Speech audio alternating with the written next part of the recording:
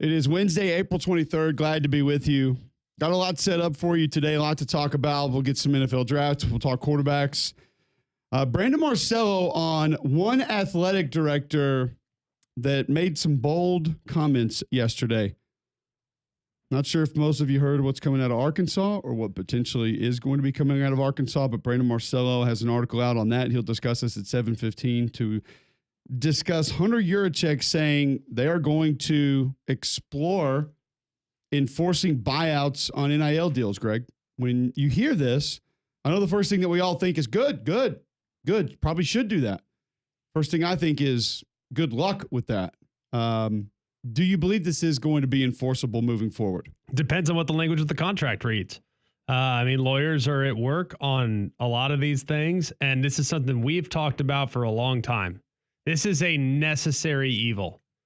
It's ridiculous. Everyone always cites, well, coaches can leave. Yeah, but that's really an ignorant statement when you say something like that, because the coaches are subjected to some type of financial penalty if they decide to move on. So I think it's great that this is something that could calm things down a little bit and ultimately help guys reach their potential, because there's way too many that are jumping at the first opportunity to increase their payroll by 5 figures when they're making decisions that could impact them by 7 to 8 figures down the road. I don't think there's any doubt. We'll talk to Brandon about that. Connor O'Gara will talk Nico Iamaleava with us at 8:15, just his future, the future of some SEC players that are moving out, moving in, where he stands on some SEC teams at the end of spring practice. We'll also hear from Nico's new head football coach here in just a moment. Ben Portnoy has an article up on some of the comments from Greg Sankey yesterday. I'm sure you're familiar with this, Greg, the World Congress of Sports. Oh, sure. We should have gotten tickets. It's in Nashville. We should have definitely gone. We dropped the ball. Some interesting comments from Greg Sankey there. And Ben Portnoy covering the sports or the business side of sports a little bit. And he'll talk with us at 9 about some of the comments made and maybe where things from an NIL perspective, business perspective are heading with college football and college sports. And then Ben Garrett joins us 9:15. He will recap the Ole Miss spring and discuss a little bit of that with him. But the transfer portal's still busy. Guys still on the move. Plenty to talk about there. Oklahoma gets Utah State defensive lineman Ricky Loa, formerly of Oklahoma State. So Oak State, Utah State, now Oklahoma. I cannot locate statistics, so I don't. And this brought me to something, Greg, that I just Vanderbilt gets a defensive line commitment from Southeast Missouri State's Jalen Stone.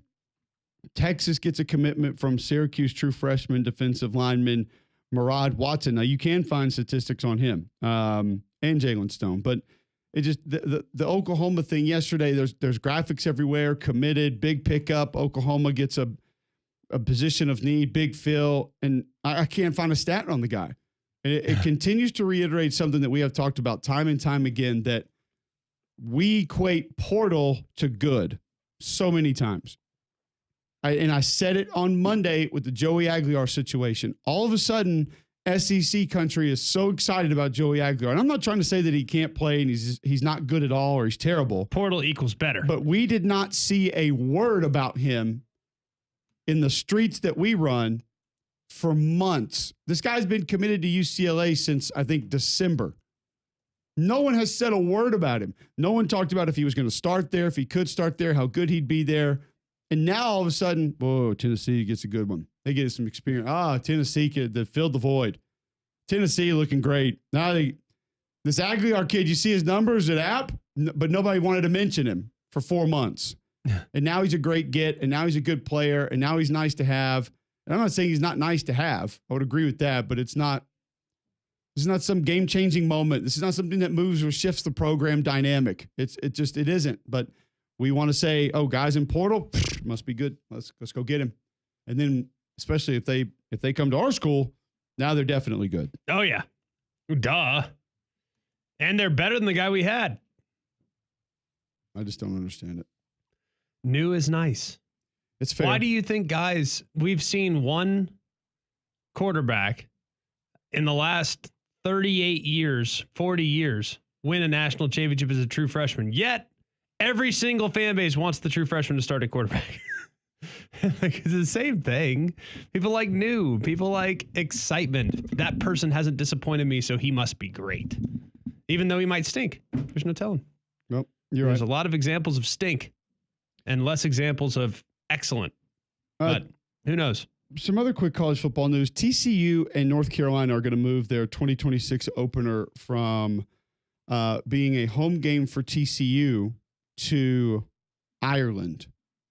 I'm interested to get your thoughts on where you are on this game, because there was a time, I don't know, 6-8 years ago that I thought this was great for business. This was great for exposure.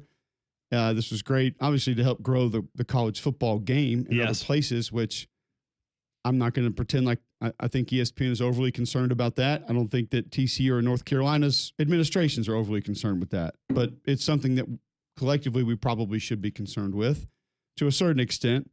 Is this even good anymore?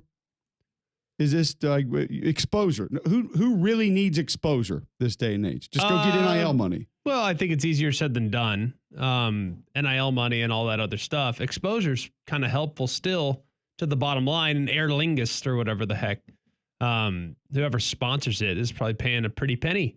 Just like Aflac pays in Atlanta. Just like Goodyear pays in Dallas, all these kickoff classic games that I participated in, Chick-fil-A kickoff classic, I probably played 4 of them. I don't even know. But these, they give you a guaranteed payout. It's like a bowl game just for showing up, which is nice. That's a nice head start for programs that might not necessarily be flushed with cash. Yeah. I think if you're a great program and you don't have attendance issues and everyone loves you, then fine. We'd rather just have that game at home. But for a long time, the neutral site model was a very, very favorable model for athletic departments all over the country. And for us as Alabama, to be honest with you, we always had like a 65-35 split in attendance. So it was super beneficial for us. It was a pseudo home game. We get paid a bunch of money and we go beat a good team. Yeah. So it worked out great. In this particular case, with where we're heading, I do think it's beneficial when you're a school like TCU. Like, I don't think we're going to see a Notre Dame participate in these games anymore. We saw Nebraska a couple years ago play in this game against Northwestern.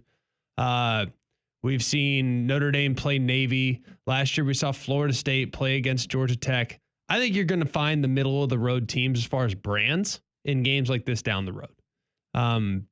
Not to say that there won't be a big brand like a Florida State that will play in it at some point, but I think those are few and far between, because I just don't know if it's worth it to go over there and potentially lose your season. Because look at the outcome and the fallout when you lose that game. Hasn't been good for very many teams. Scott Frost in Nebraska won. Mike Norvell in Florida State last year too. Those 2 pretty good examples. Yeah, no, it's totally fair. And you look at kind of how that thing has gone, but you wonder like what's the end. And I'm sure that there are going to be checks for both schools that you get, but with the travel that's included in that, and maybe some of the wear and tear early in the season that it would take on your team. Now, from a recruiting perspective, I guess it could be cool, but how much of a recruiting push is that anymore? That, hey, you're going to get to go play in Ireland. You're going to open up the season in Dublin. I don't know if a lot of recruits care about that, are interested in that, and even look at that. We have athletic directors now calling for change in the college football playoff calendar. The college football playoff schedule has been released, and there is some discussion on where the college football playoff might be different moving forward. That apparently is supposed to be discussed a little bit more this week at the college football spring meetings. But college football playoff schedule, Greg, for 25-26, those bowls and the national championship game, Wednesday, December 31st. Boy, that's going to be easy to manage. New Year's Day on a Thursday. Right into the weekend. We ride. I mean, I guess it's better than New Year's Day being a Sunday when we would all be working, calling games, and doing different things anyway. But Wednesday, December 31st, you'll get the Cotton Bowl at 6:30 p.m. on ESPN. Thursday, January 1st, you will get the Orange Bowl at 11 a.m. on ESPN. Then, with the Rose Bowl agreeing to change their times moving forward, you get the Rose Bowl at 3. So does that mean it's like beginning of the fourth quarter, or the 2 minute? It's probably a 2-minute warning. You're gonna get the look around. Yeah, you may not get it. No, you'll get it. You'll get it. You'll get it. If it's starting at 3 here, that's 1 there. May not get no sunset. They'll force it. Yeah. They'll force the sunset. It's winter. The Rose Parade carries a lot of weight. It's clearly a little less today than they did 3 days ago. Fired up about this. Moving it up to 4. And guess what that means? 4 Eastern. Yeah, 4 Eastern. Sorry. Guess what that means? Sugar Bowl might start on time at 8. We'll get gypped in the beginning, but who cares? But guess what? We will be able to actually have an audience before midnight. We are back. We are back. There you go. So 3 o'clock Rose Bowl, Thursday, January 1, followed by the All-State Sugar Bowl, 7 p.m. Thursday, Jan 1. I go back and forth. Is the triple header great? Yes. Do I like it spread out just a tad more? Kinda. But either way, that's going to be your schedule. And then Thursday, January 8th, you will get the Fiesta Bowl as a playoff semifinal at 6:30 on ESPN. Friday, January 9th, you will get the Chick-fil-A Peach Bowl as a playoff semifinal at 6:30 on ESPN. Your national championship game will be Monday, January 19th. It's out there. It's long. It's out there. That's out there. It was the 20th this year, was it not? Correct. Yeah, so it's not the longest season ever. I don't mind I don't mind it falling on Martin Luther King Day though. Like I really don't. I think it's a good day to, have a lot of build up. A lot of people aren't working.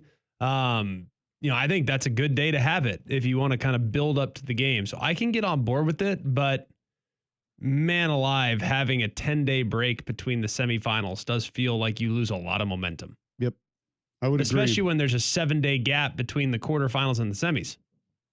John, I would also need to go back and look at last year because the season begins on August 23rd this year.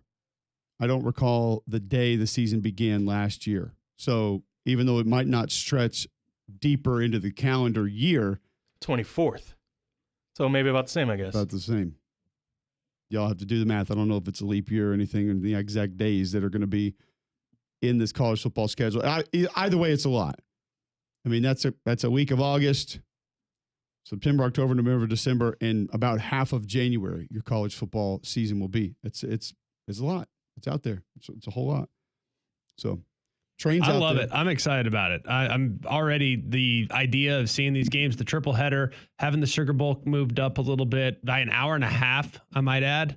That game used to start. No, I'm sorry. That game started at 8:30 Central. I think ours this year started at 8:30 Central. Yeah. Oh, it was late. So I think it's great. Well, we were supposed to, but we got moved to the next day, obviously, because of the tragedy. But it's just, I'm very excited about this adjustment. I don't love games on the 31st. But we saw it this past year, and the Fiesta Bowl ended up doing pretty good number. So I think it's a little dependent on the matchup. If you got a good matchup, you got action. That's why the Alamo Bowl always does a good number, because it's usually there by itself. So I think it can do well. It's just you don't know exactly if it's going to, and you don't want to run the risk of putting the games that you absolutely have to have good ratings on being there. So we'll talk a little more early in the season games as the show progresses. Brandon Marcello on the other side. Train is there to help you if you need them, and this time of year you probably will. Just because that weather's unpredictable in Alabama, that's why you need that reliability of a Train, voted America's most trusted HVAC brand. Right now, you can receive up to a 10-year warranty on parts and labor on select Train home comfort systems. Find out more at Train.com. It's hard to stop a Train. Can we enforce buyouts in NIL contracts? One athletic director says yes. Brandon Marcello discusses it with us right after this on Mac and Cube in the morning.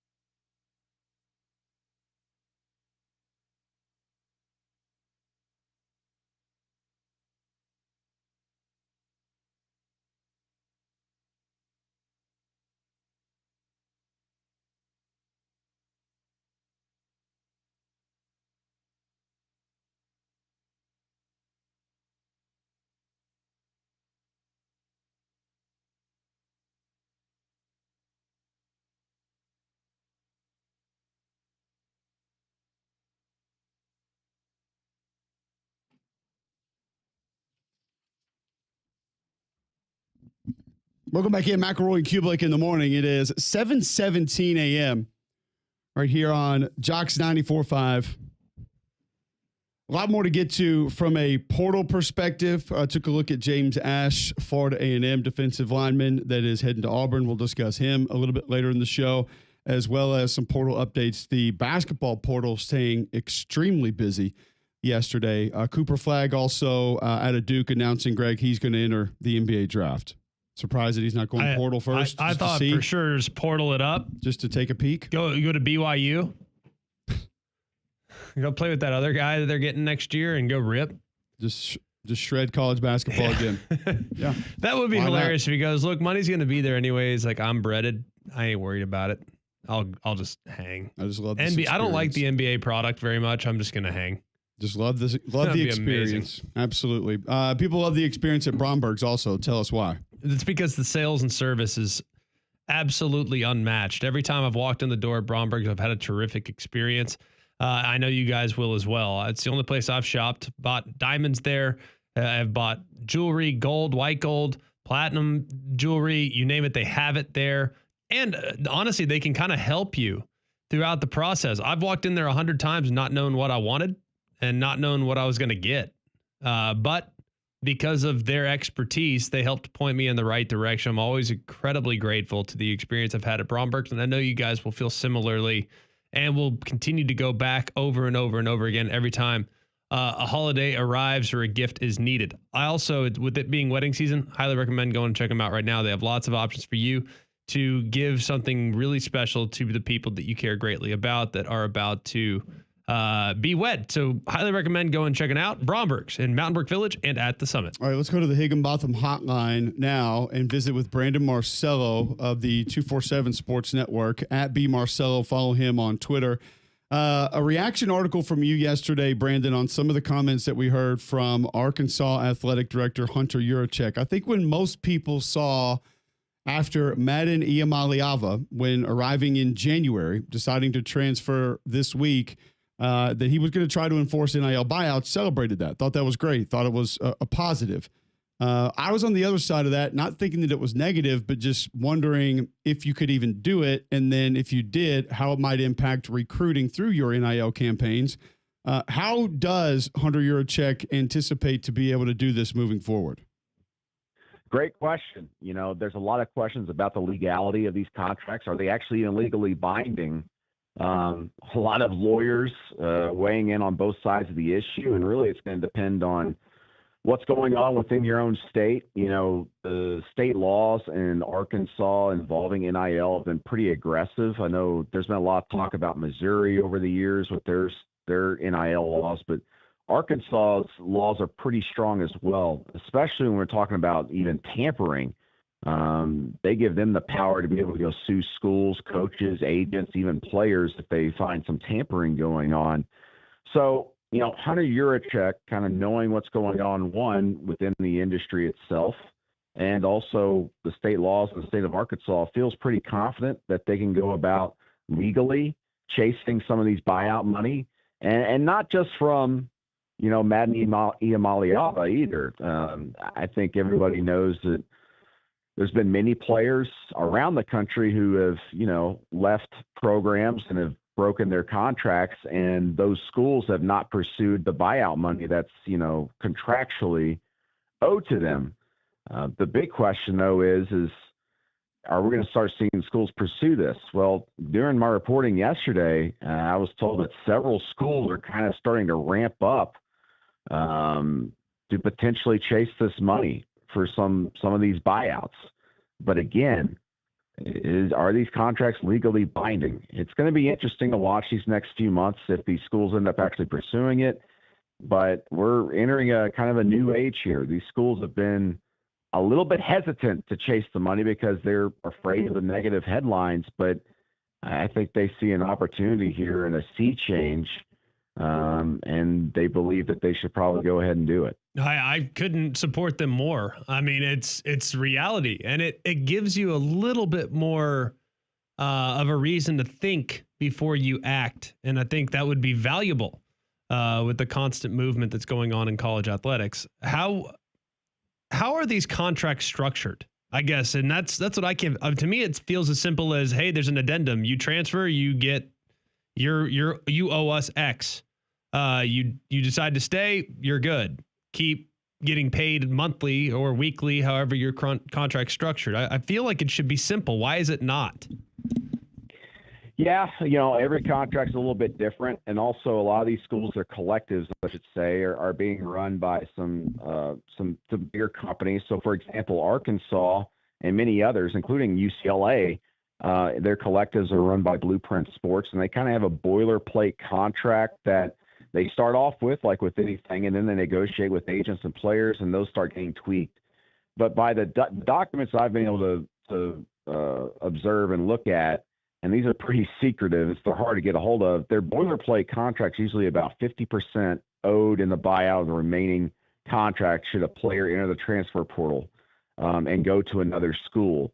But that can change. Also, the payout structure for the player can be different as well. A lot of these players aren't necessarily getting paid equal amount week by week by week in their contract. A lot of that is backloaded, where they're getting most of their payouts when they actually get to the season and start playing games. So the question is for players like Madani Maliava who enroll at a school in January and then decide to leave in the spring, how much of their contract did they actually get paid?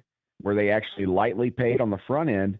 And then also, if they have a 50% buyout, does that mean they have to end up paying the school more money than they actually were paid themselves because of the light payout on the front end?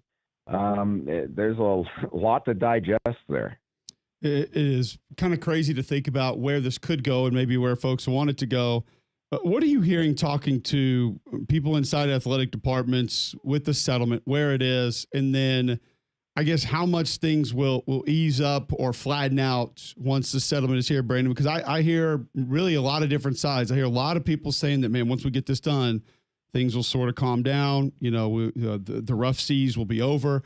And then I hear other people that just honestly don't believe that they think it might not be as complicated, but there will be other things that will pop up that will make it just as complicated as it is now. I believe, and also from talking to several athletic directors and people in the business, is that it's probably not going to calm down. And for that matter, as you just mentioned, there will be new issues that arise. There'll be probably new lawsuits. And the problem that these athletic directors and these schools face is that these lawsuits that have usually been against the NCAA, we're now going to go down to the school level because every school is going to be different from how they share their revenue. Not every school is going to follow the model of 75% to football players and, bring it on down across the athletics department. There's going to be changes and differences everywhere. And of course, you're going to have potential Title IX lawsuits. Heck, you might even have football players filing lawsuits against their school if they're getting paid less among that percentage than other schools in their own conference. They're going to say, why are you doing this? We're worth more. We're getting all these TV ratings. It's going to be interesting to watch. But I also do believe that with the new quote unquote guidelines and then also some kind of, I guess, so to speak, some even playing field, that will kind of change things with the NIL structure. My big question, though, is that these power conferences are going to develop a new college sports commission, what it's tentatively called right now. And they're saying they're going to utilize that to govern all of this, the revenue sharing, and also look at outside NIL contracts. Remember, NIL is not going away, even though a lot of people believe that the payouts will probably be less because the revenue sharing will be the main money generator for these players. So every NIL deal is supposed to be looked at if they're over $600, and let's face it, almost every NIL deal is that. Are they actually going to punish NIL collectives at these schools if they find, hey, you're paying this player, let's just say $2-3 million, and you only have them doing this thing and that thing to get it back? It's not really a good return on investment, and this looks more like a pay-for-play scheme. We're punishing you. Are they actually going to do that? Especially a commission that's being run by the power conferences themselves? I've got my doubts. Yeah, I think that's fair.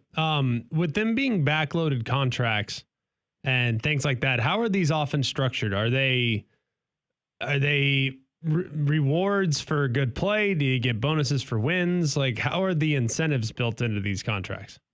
Well, there are some of that. There is some of that with the incentives, based off of just playing throughout the season, honoring the contract. Some of these have signing bonuses, much like you see with coaches.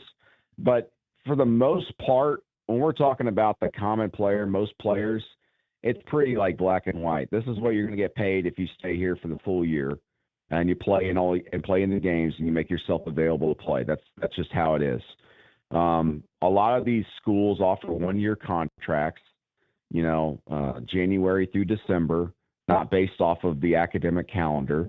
And so if you stay throughout that, you'll get whatever's outlined in there that's not in a bonus structure. But again, there's a reason why a lot of these athletes, especially the superstars, have agents, because they have to negotiate. They're changing the language of all these deals, and not every deal is the same. And that's why you hear all these stories about locker rooms and coaches worried about it, because not a lot of these folks, even their own teammates, know exactly how much their teammates getting paid. And so, for example, like at Arkansas, you had Madden Iamaleava, who was third on the depth chart, getting paid more than the actual backup at Arkansas. And that can be a problem in the locker room. How much will Madden be getting paid at UCLA? Do we have any idea? No, I don't know yet. I would assume that it'll be similar to probably what he got at Arkansas, but that's just me guessing at this point. But obviously at UCLA, when it comes to his bigger brother Nico, he's going to get paid less. But I could see Madden getting paid about the same. Yeah. Well, how much was the deal at Arkansas? A little bit less than $500,000 based off my sourcing. I thought these guys all made like $6 million. And here I am thinking that's a ton of money that he's getting, and I'm super impressed for pretty good for a third-string quarterback. Yeah, unreal. Brandon, great stuff, man. Thanks so much for the time. Appreciate you bringing some more insight to it, and we look forward to catching up with you soon. All right, see you guys.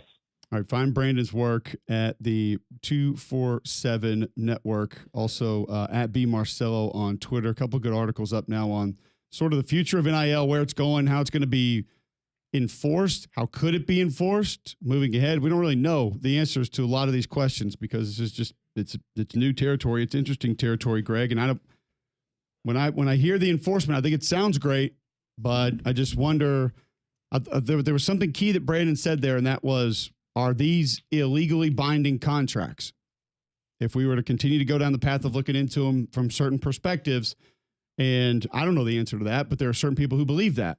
And so you may be opening up one door because you think it's going to help yourself, and then it ends up hurting you and others at the same time. Perhaps, but at the same time, there has to be some protections. I mean, there has to be. I mean, these are contracts that are being broken. And if it's a year contract that you signed and you all of a sudden decide, yeah, you know what, after the fact, can't do it anymore. Like you can't do that. I mean, that's not something that is permissible. It usually comes with a buyout or some type of agreement. Now, I don't know if there's NIL lawyers on both sides, and I'm sure there's different, I'm not a lawyer, but I'm sure there's different interpretations, but I would think that they would be subject to some type of payback, given that they were supposed to be counting on that person. I don't know how that works, but yeah, I do think the optics might look bad for Arkansas in the near term, but the optics didn't look great for Tennessee initially. And then you realize, hey, this was a money grab by the Iamaleavas. Tennessee did the right thing. Right. So who knows? And Tennessee would have loved to have gotten, $500,000 back even, anything to maybe help out with their situation moving forward. Yeah. Your CBD store can help with your situation. If you need better focus throughout the course of the day, maybe you need to curb the appetite, trying to lose a little bit of weight. They have products that can help you with that. Products that can help you sleep better. Maybe arthritis is an issue for you. Rain the last couple of days. If that gets the achy joints going, then your CBD store has products for that. Not only for you, but your pet as well. Anxiety, if those storms have the dogs kind of running around hiding and they're a little bit scared, they have products that can help them there also at your CBD store. largest brick and mortar CBD retailer in the world. First company to have USDA certified organic oil supplements. They've got the stamp seal on the products. So go check out one of their 3 locations. Highway 280 by Bailey Brothers, 150 by the Cage in Cleaver, Trussell just off 459, and now downtown in 5 Points. Your CBD store where good health hits home. All right, when we come back, going to move over to quarterback talk. Within the NFL draft, some interesting commentary coming out on one QB that is going to be drafted, but the question is where? We'll discuss that right after this on Mac and Cube in the morning.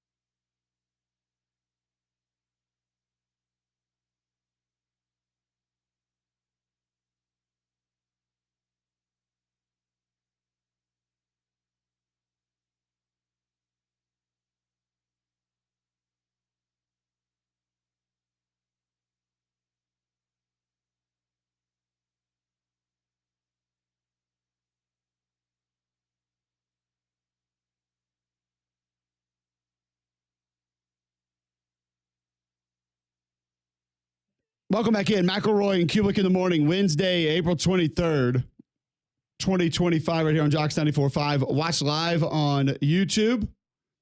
Search Jocks 945. You can always tune in live each and every morning. And if you missed the show, you can watch it back there on YouTube. JocksFM.com. The app is in your app store. Tell your home smart speaker to enable the Jock skill. You can just listen to us that way. Some interesting commentary coming down about an NFL quarterback set to be drafted this weekend. But first, I want to have a quick discussion on quarterbacks after Cam Ward, Greg, because now we know that Cam Ward is going to be the number 1 pick. So we don't really have to debate him versus the others. Not that we really would. Don't have to have that conversation. But after him, there seems to be a bit of a debate now, and some of these comments may help or hurt that debate in different ways. Either way, when you begin to look at the quarterbacks after Cam Ward, Is there a clear number 2 for you in this draft? Yeah, I think it's Shedeur Sanders. But at the same time, I think there's a lot of question marks around him.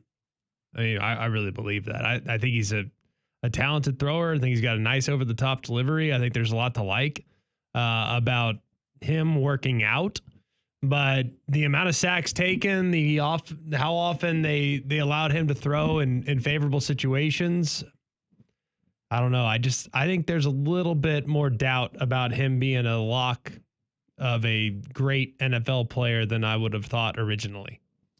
What is it mainly about his game that you think could hold him back as an NFL quarterback? Is it just arm strength? He's not very big, first and foremost. Secondly, he's not very good in the pocket. Thirdly, he doesn't have that internal clock that when the rush is bearing down, when you got to get rid of it.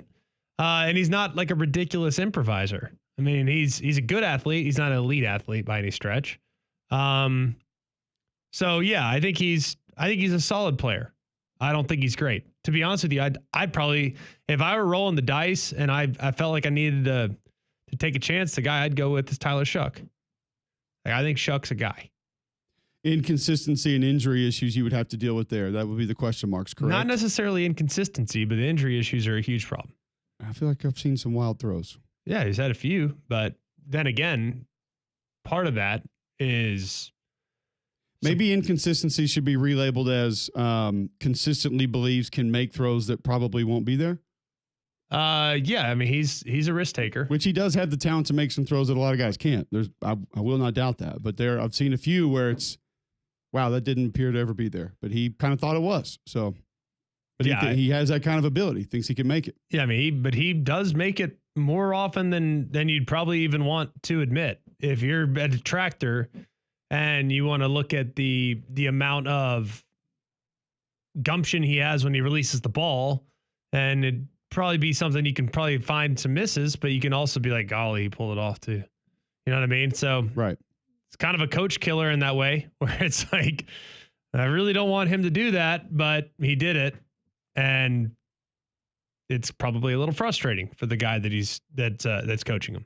When you put Shedeur versus, let's say, Jackson Dart, what are the pluses and minuses for either? If I put you in charge of, let's say, the Pittsburgh Steelers organization, who look like they're going to try to take a quarterback in this draft, and you have the first pick of the second round. I have to go back and look at the exact number. That feels like Shuck all day, by the way, at Pittsburgh.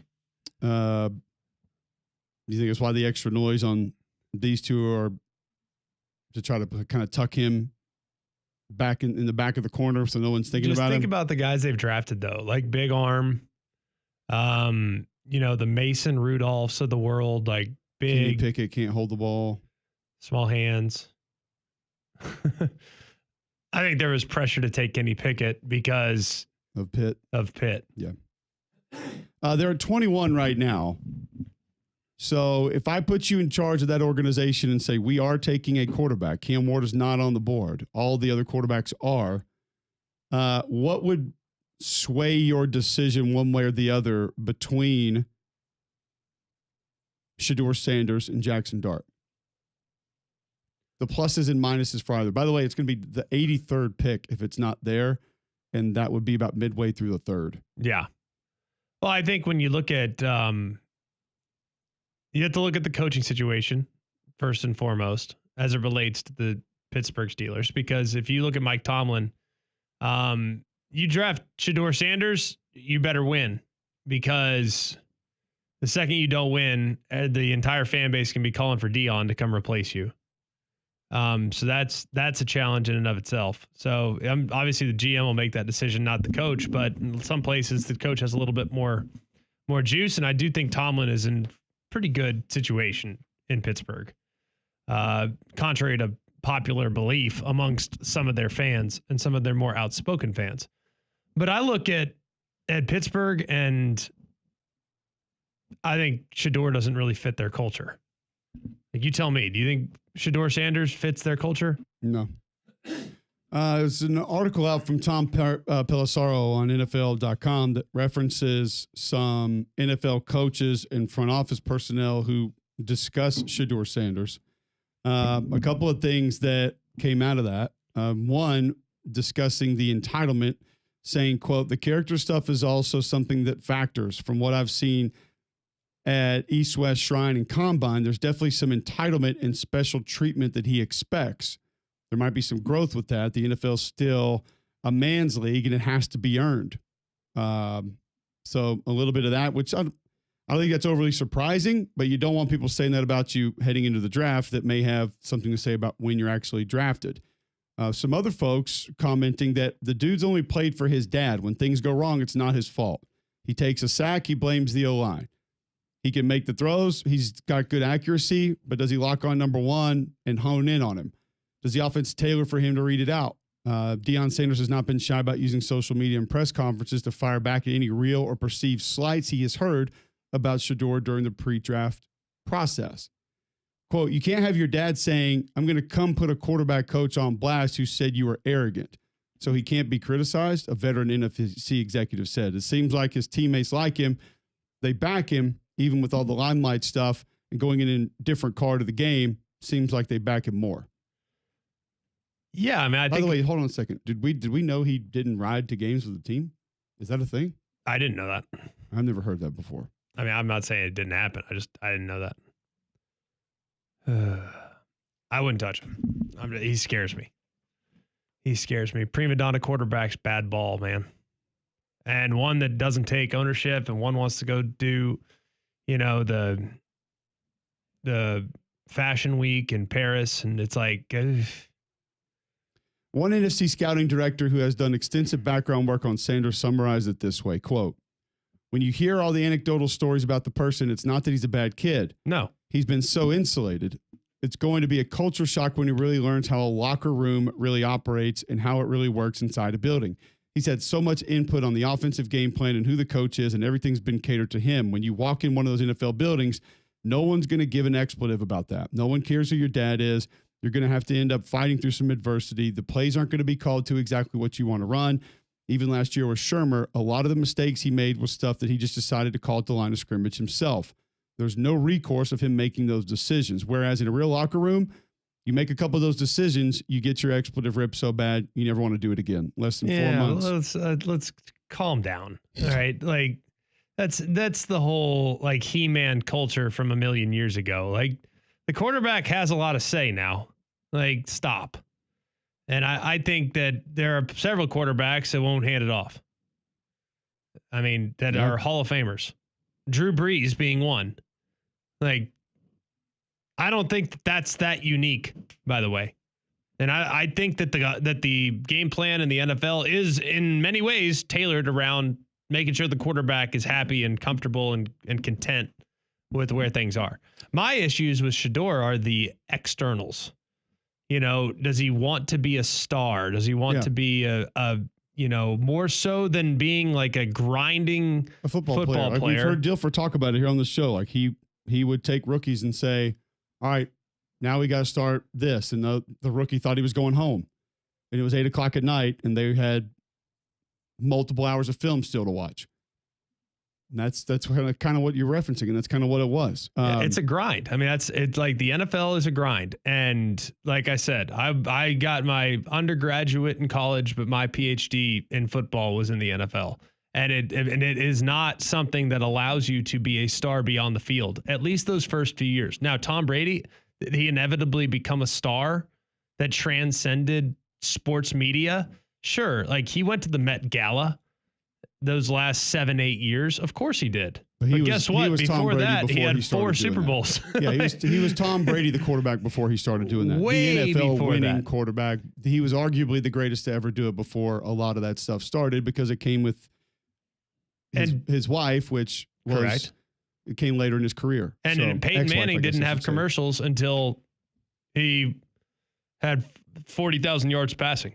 All right, so there are a couple other comments coming out of this I want to get to on the other side. But there are questions about Dart, too. And like okay, I know people don't want to acknowledge those. We'll get to those. We'll get to all of it. We'll discuss it more when we come back on the other side. First, do not forget about my friends at Royal, because if you're shopping for a new ride, the spring savings is on at Royal Automotive right now. They want to help you experience how car buying should be. 4 Royal-owned dealerships in one location. Selection and savings unmatched. Get up to $10,250 off select 2025 GMC Sierra models, or choose the luxury and safety you expect from the Volvo SUV lineup of XC40, XC60, and XC90 models with a $1,000 70th anniversary bonus and 3.99% APR for 72 months. Royal Buick GMC, Royal Volkswagen, Royal Automart, Volvo Cars of Vestavia Hills, all at the corner of I-65 and Highway 31 of Vestavia.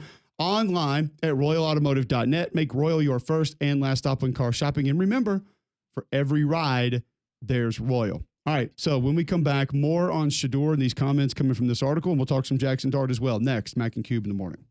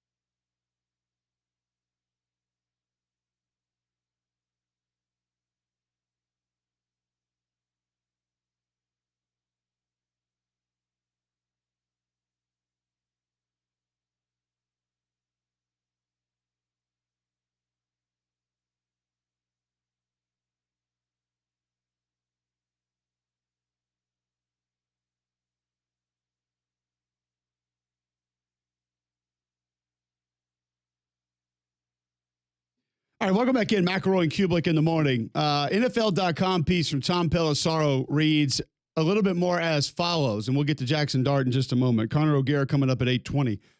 He'll talk SEC football with us in the future of a couple programs, couple players. One longtime NFL assistant coach, Greg, said with his time with Sanders was, quote, "The worst formal interview I've ever been in my life. He's so entitled. He takes unnecessary sacks. He never plays on time. He has horrible body language. He blames teammates. But the biggest thing is he's not that good." Said longtime AFC executive, quote, "It didn't go great in our interview. He wants to dictate what he's going to do and what's best for him. He makes you feel small."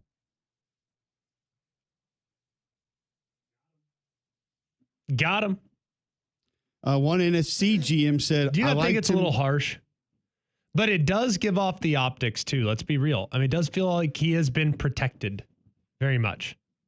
Not necessarily in pass protection, but definitely not protected that way. He has been shielded from all criticism. He can do no wrong, and everybody else is at fault for his potential contributions to the team's shortcomings. Well, there are parts of this that are very necessary. The body language portion of that, we've talked about it with Jalen Milroe last year, that you know, when you go over there and you jump Ryan Williams on the field and you get in his face and your body language reads that you're cussing him out on the field, I got a big problem with that.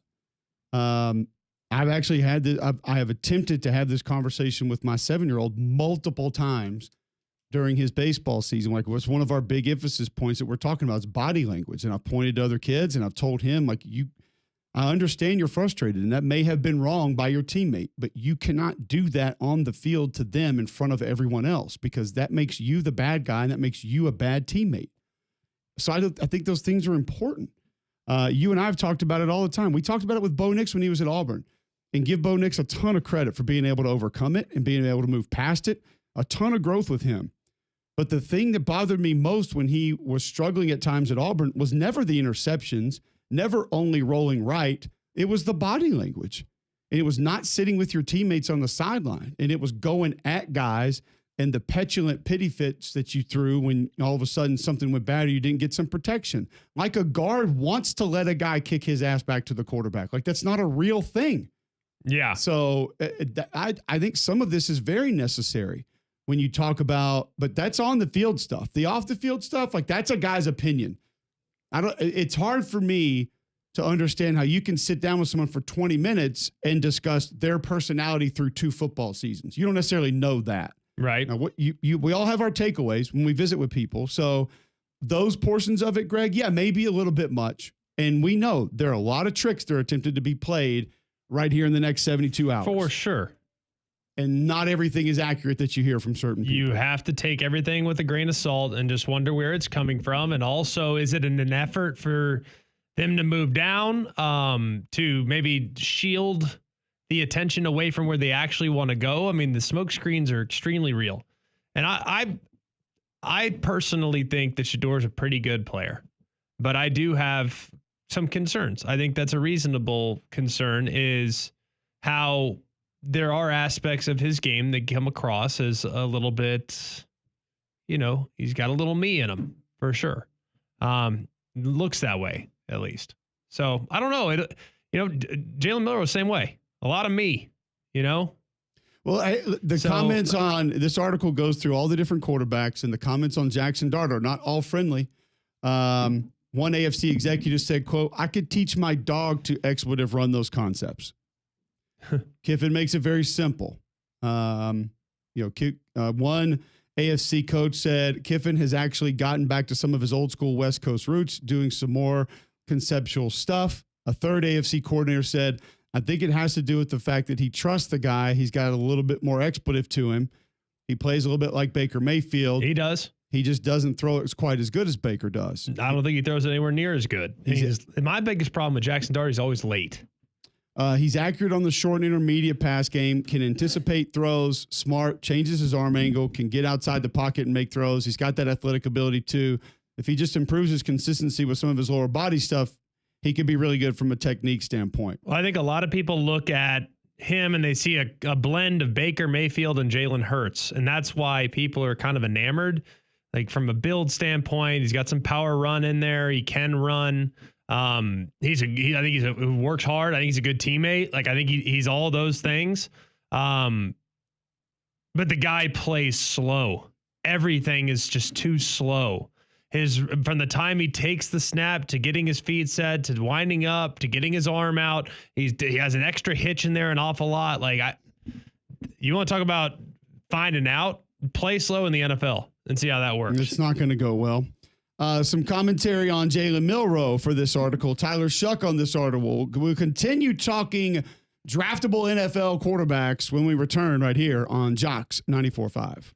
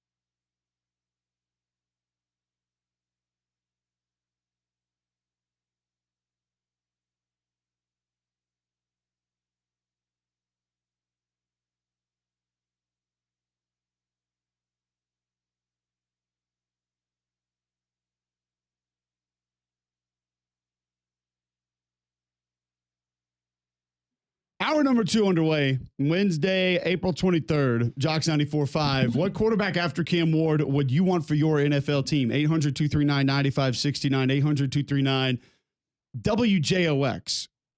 We're referencing an NFL.com article from Tom Pelissero with quotes on how everybody's terrible. Well, every quarterback that is available and potentially coming out. So I have a quote here about Jalen Milroe that you will love in just a second. Sticking with Jackson Dart, though, another AFC quarterback coach saying, quote, Dart just has some pretty cool intangibles.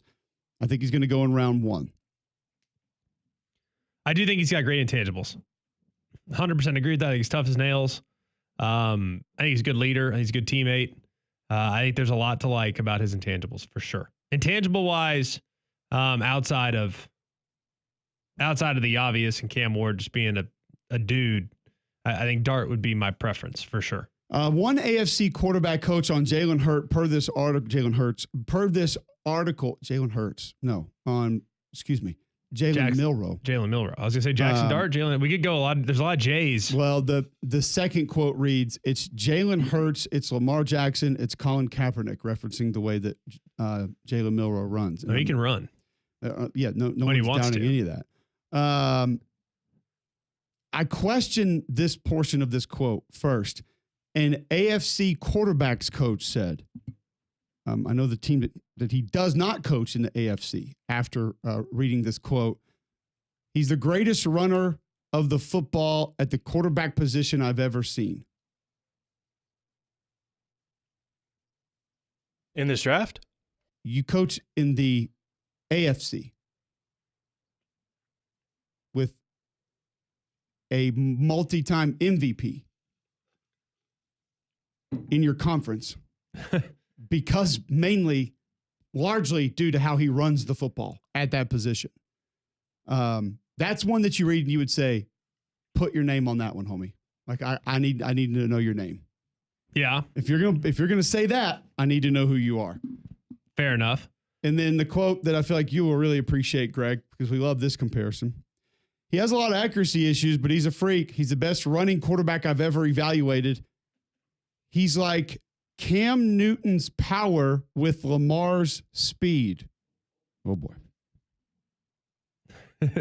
He can run. No one's denying that. Let me tell you one thing that I never saw Cam Newton do, folks. That was take a 90-degree right turn to the sideline when the defender was 5 yards in front of him.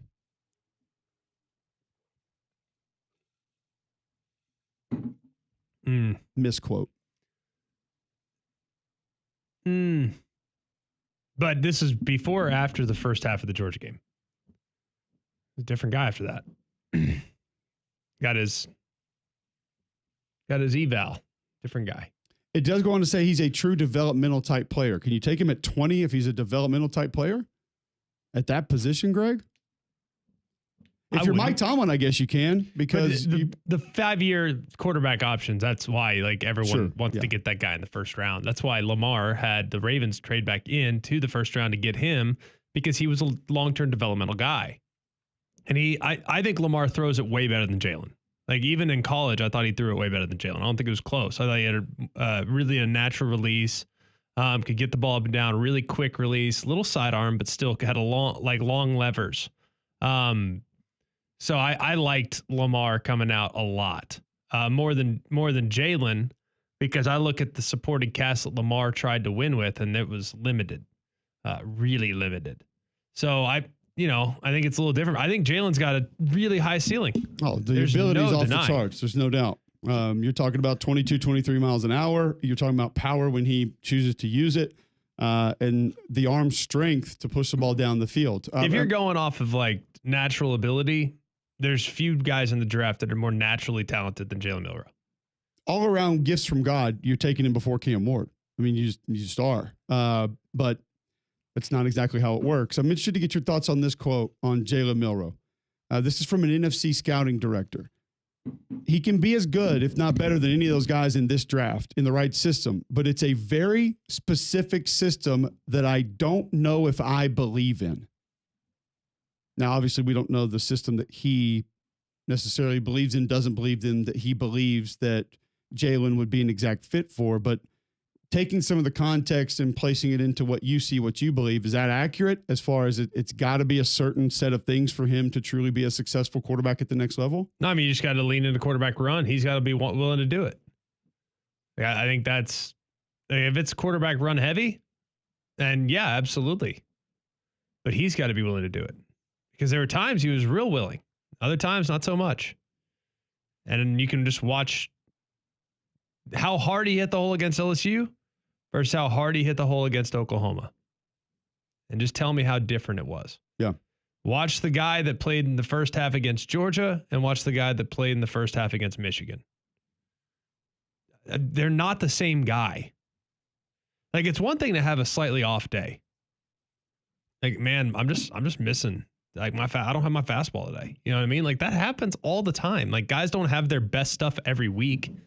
Like, even the greatest quarterback of all time isn't the best at his position every single week. If that were the case, then, you know, Patrick Mahomes would go for 350 and 4 touchdowns every week of the NFL season. That's right. That's not like a realistic proposition.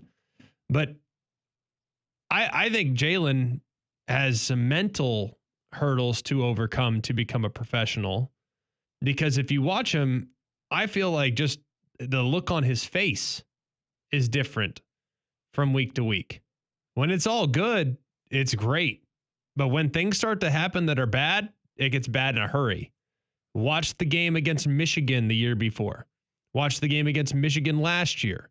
Watch the game first half against Georgia versus second half against Georgia. Watch the LSU game versus the Oklahoma game. These games are just a couple weeks apart, and they look like it was a different guy wearing the jersey. And I don't know how to get to the bottom of that.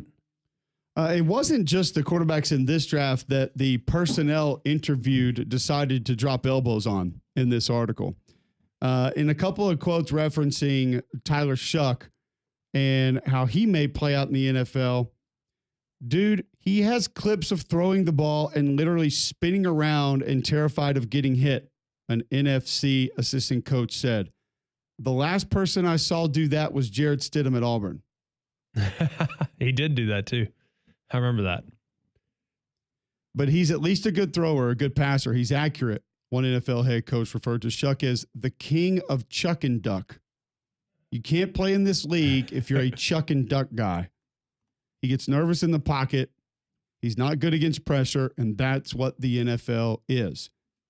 Another longtime NFC assistant said, there's just some flinch in there in the pocket and under pressure. It reminded me of Drew Lock, where I can see the arm, I can see some athleticism to go along with it. There's a skill set there, but the reason for the pause is the same as Drew Lock in terms of when things aren't clean around him. The accuracy drops. Would you agree with most of that assessment? Yeah, and the chuck and duck was painfully evident against Notre Dame. He got hit a lot in that game. A lot. But he pulled off the throws. It's like, okay, well, I don't what like happens when I'm, you chuck, duck, and the ball's and completed? the ball's right where it needs to be. It's like, yeah, I don't love the chuck and duck. Makes it's it complicated. True, but he makes the throw, and I think there's. I'm telling you, man, I think as far as just flat out, like if I got to pick an arm in this draft, he'd probably be number one. I would agree. You know, but that's not, you need the whole picture, and his injury history is by far the biggest concern, and how much that affects his mentals is also a significant concern.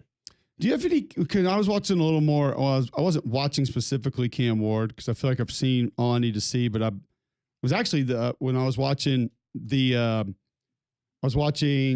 kid from Florida A&M, James Ash, because I wanted to watch him against Miami. And some of the very short throws, very intermediate throws from Cam Ward, his delivery changes so much. And I don't know, you're not going to be making a ton of, check downs and dump offs all the time, but like, do you have a mild concern that he loses a lot of his consistency and maybe fundamentals on those type of throws? That's just something I noticed watching that game last night. He almost tries to shot put the easy throws. He does have some strange. Why are you doing that? He does have a strange move. He does.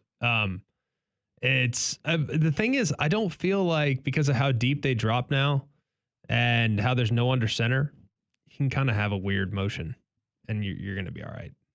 I'd prefer to be over the top. I think you're going to be more consistent when you're over the top. Perfect, pitching machine. Like, why are pitching machines so accurate? Because it's the same release over the top every single time.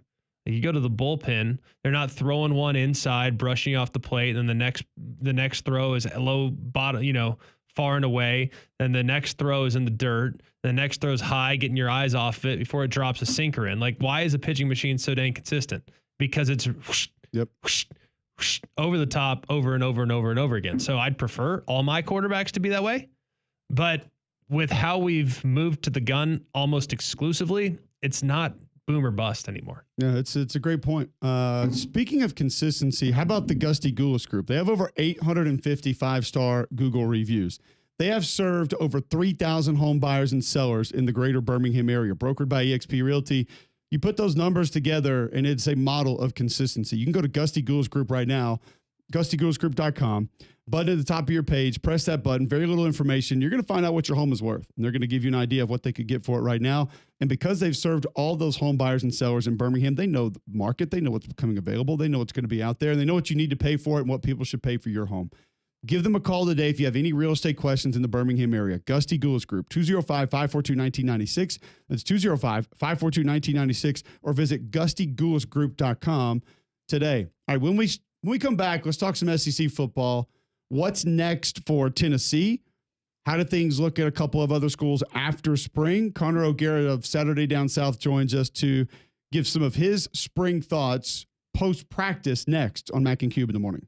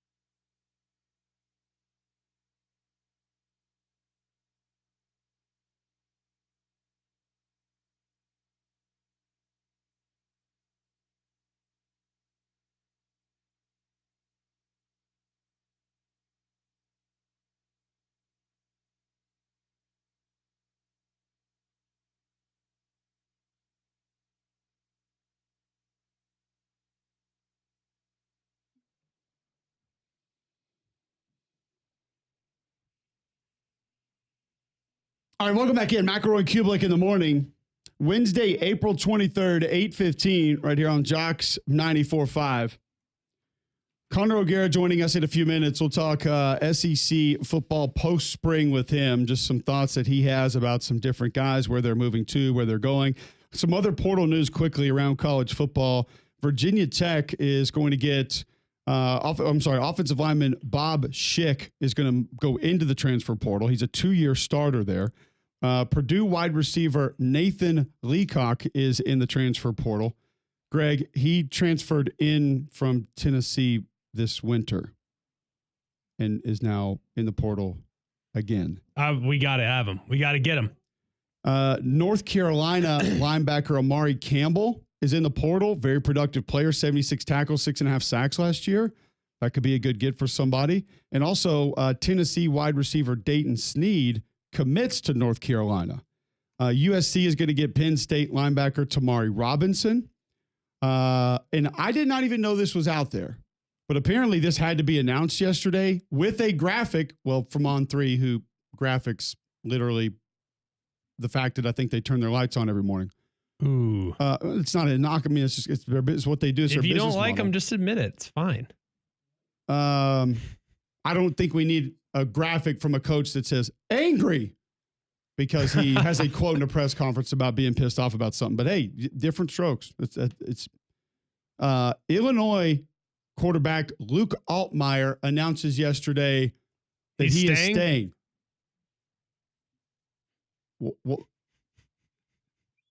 He's entering year 3 at Illinois. Year 3 as a starter. But hey, for the record, I'm back. Why can't we just stay? What about supplemental draft?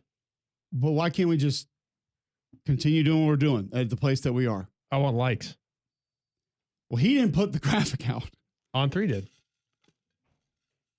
Are you trying to tell me that On3 is paying people to announce things so they can graphic it? I don't know. By the way, it's not a terrible business model. I don't hate it. Louisville's going to get San Jose State wide receiver Trayshawn Henry. But we need to do a dive into Oklahoma State and what they've done in the portal this offseason. I know it's not a lot of massive names, but they're getting a lot of players from bigger programs. And the transfer portal haul has been pretty deep. Linebacker Darius Thomas of no idea. Western Kentucky. Yeah. And Louisville has committed to Oklahoma State. So there's some portal movement for you. I love when you ask these questions as if we know who these people That's are. That's why I ask them, because no one would know. What about Bear Bachmeier? From? The Bachmeier family. Stanford? Or Sanford? Stanford. Stanford. I would say should end up at Sanford, but Coach Hatcher seemed like he was pretty happy with his quarterback situation when he visited with us in here. So they might not need him. Connor O'Gara, we need to hear from him. He joins us now on the Higginbotham hotline. Saw some of your quotes on Nico Iamaleava yesterday and the day before, just about him moving on. I don't feel like we need to spend too much time on he or that family. But when you look at Tennessee now, one of the things that, Connor, I don't think we're spending enough time on is what do we now make of this football team heading into this season? Because Greg and I sat here and said, listen, you guys are all celebrating this. You're excited about it. You're applauding it. You better also temper your expectations now, because quarterback's going to be different no matter what. What should the expectation be for the Vols this year?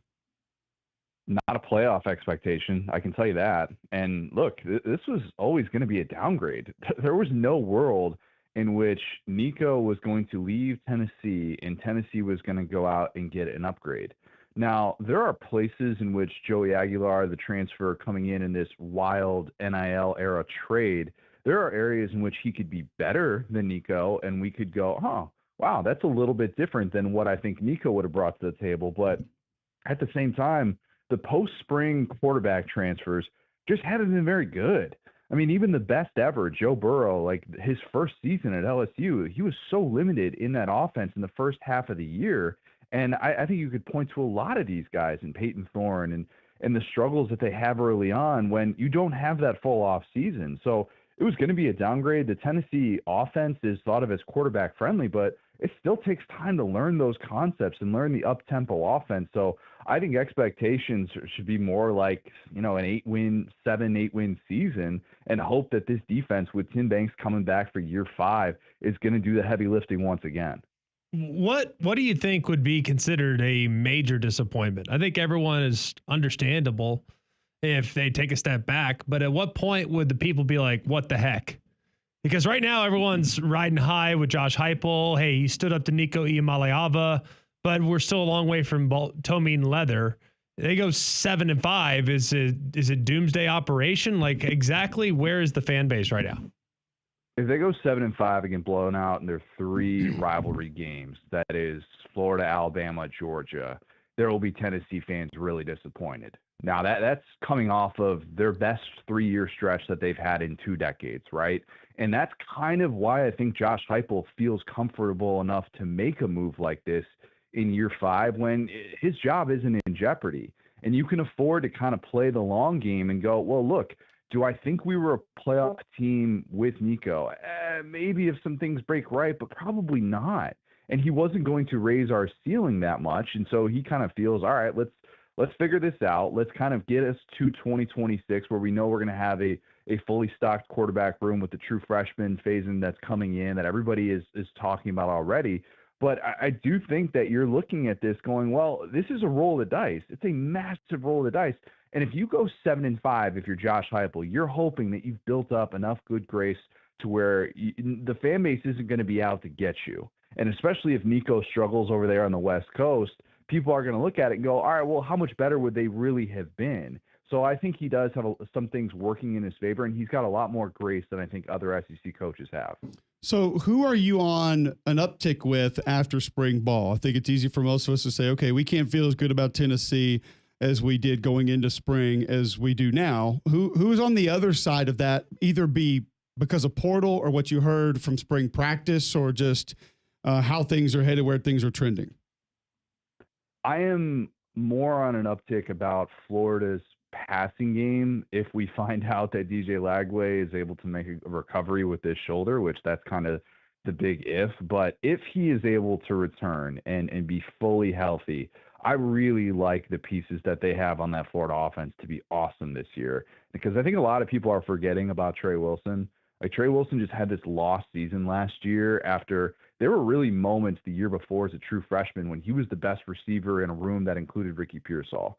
So I'm a believer that Florida, if it can get a healthy DJ Lagway, has some nice pieces. Everybody's already talking about Dallas Wilson, the game that he had in the spring game that of course everybody's going to be just over the moon about, and some of the pieces that they added, Sturdivant coming in from UCLA, is has people believing, well, this group should be really good. The offensive line should be one of the best in the SEC, as you know. Like, this is a situation that if DJ Lagway walks into fully healthy with that shoulder recovered from all this non-throwing for 6 months, then they should be awesome. But I do think that there are still going to be those questions. So, yeah, I kind of come away from that thinking that Florida's passing game, Florida's offense has a ton to gain this year. What about the aspects of DJ Lagway missing the spring and the possible carryover there? They've been very hush-hush about the rehab.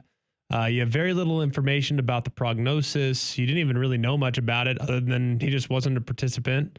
How much does that kind of maybe table your expectations for him being one of the best quarterbacks in the country this upcoming season? I'm going to give Florida the benefit of the doubt. Maybe I'll regret that. And I know, like, I've heard, like, there's been all this panic, and kind of understandably so, because this is apparently a shoulder issue that he's been dealing with since high school. And there are a lot of Florida fans going, well, why couldn't you just have that guy have surgery right after the Florida State game, not worry about the bowl game, knowing that Billy Napier's coming back, just kind of live to fight another day, knowing, yeah, it'd be a bummer to have a lost spring, but what would be even worse is having a lost season without DJ Lagway. I'm a little bit concerned. All right. Like, it's not the offseason that you're hoping for when he needed to build a rapport with all of these guys. Everybody talks about that year 2 jump. You make that year 2 jump because you get all of these offseason reps, and he didn't get all these first team reps last year with Graham Mertz still going, still obviously considered the face of that program. And I do think that Lagway could have a little bit of a slow start. Like, look at their first, 4 of their first 6 games.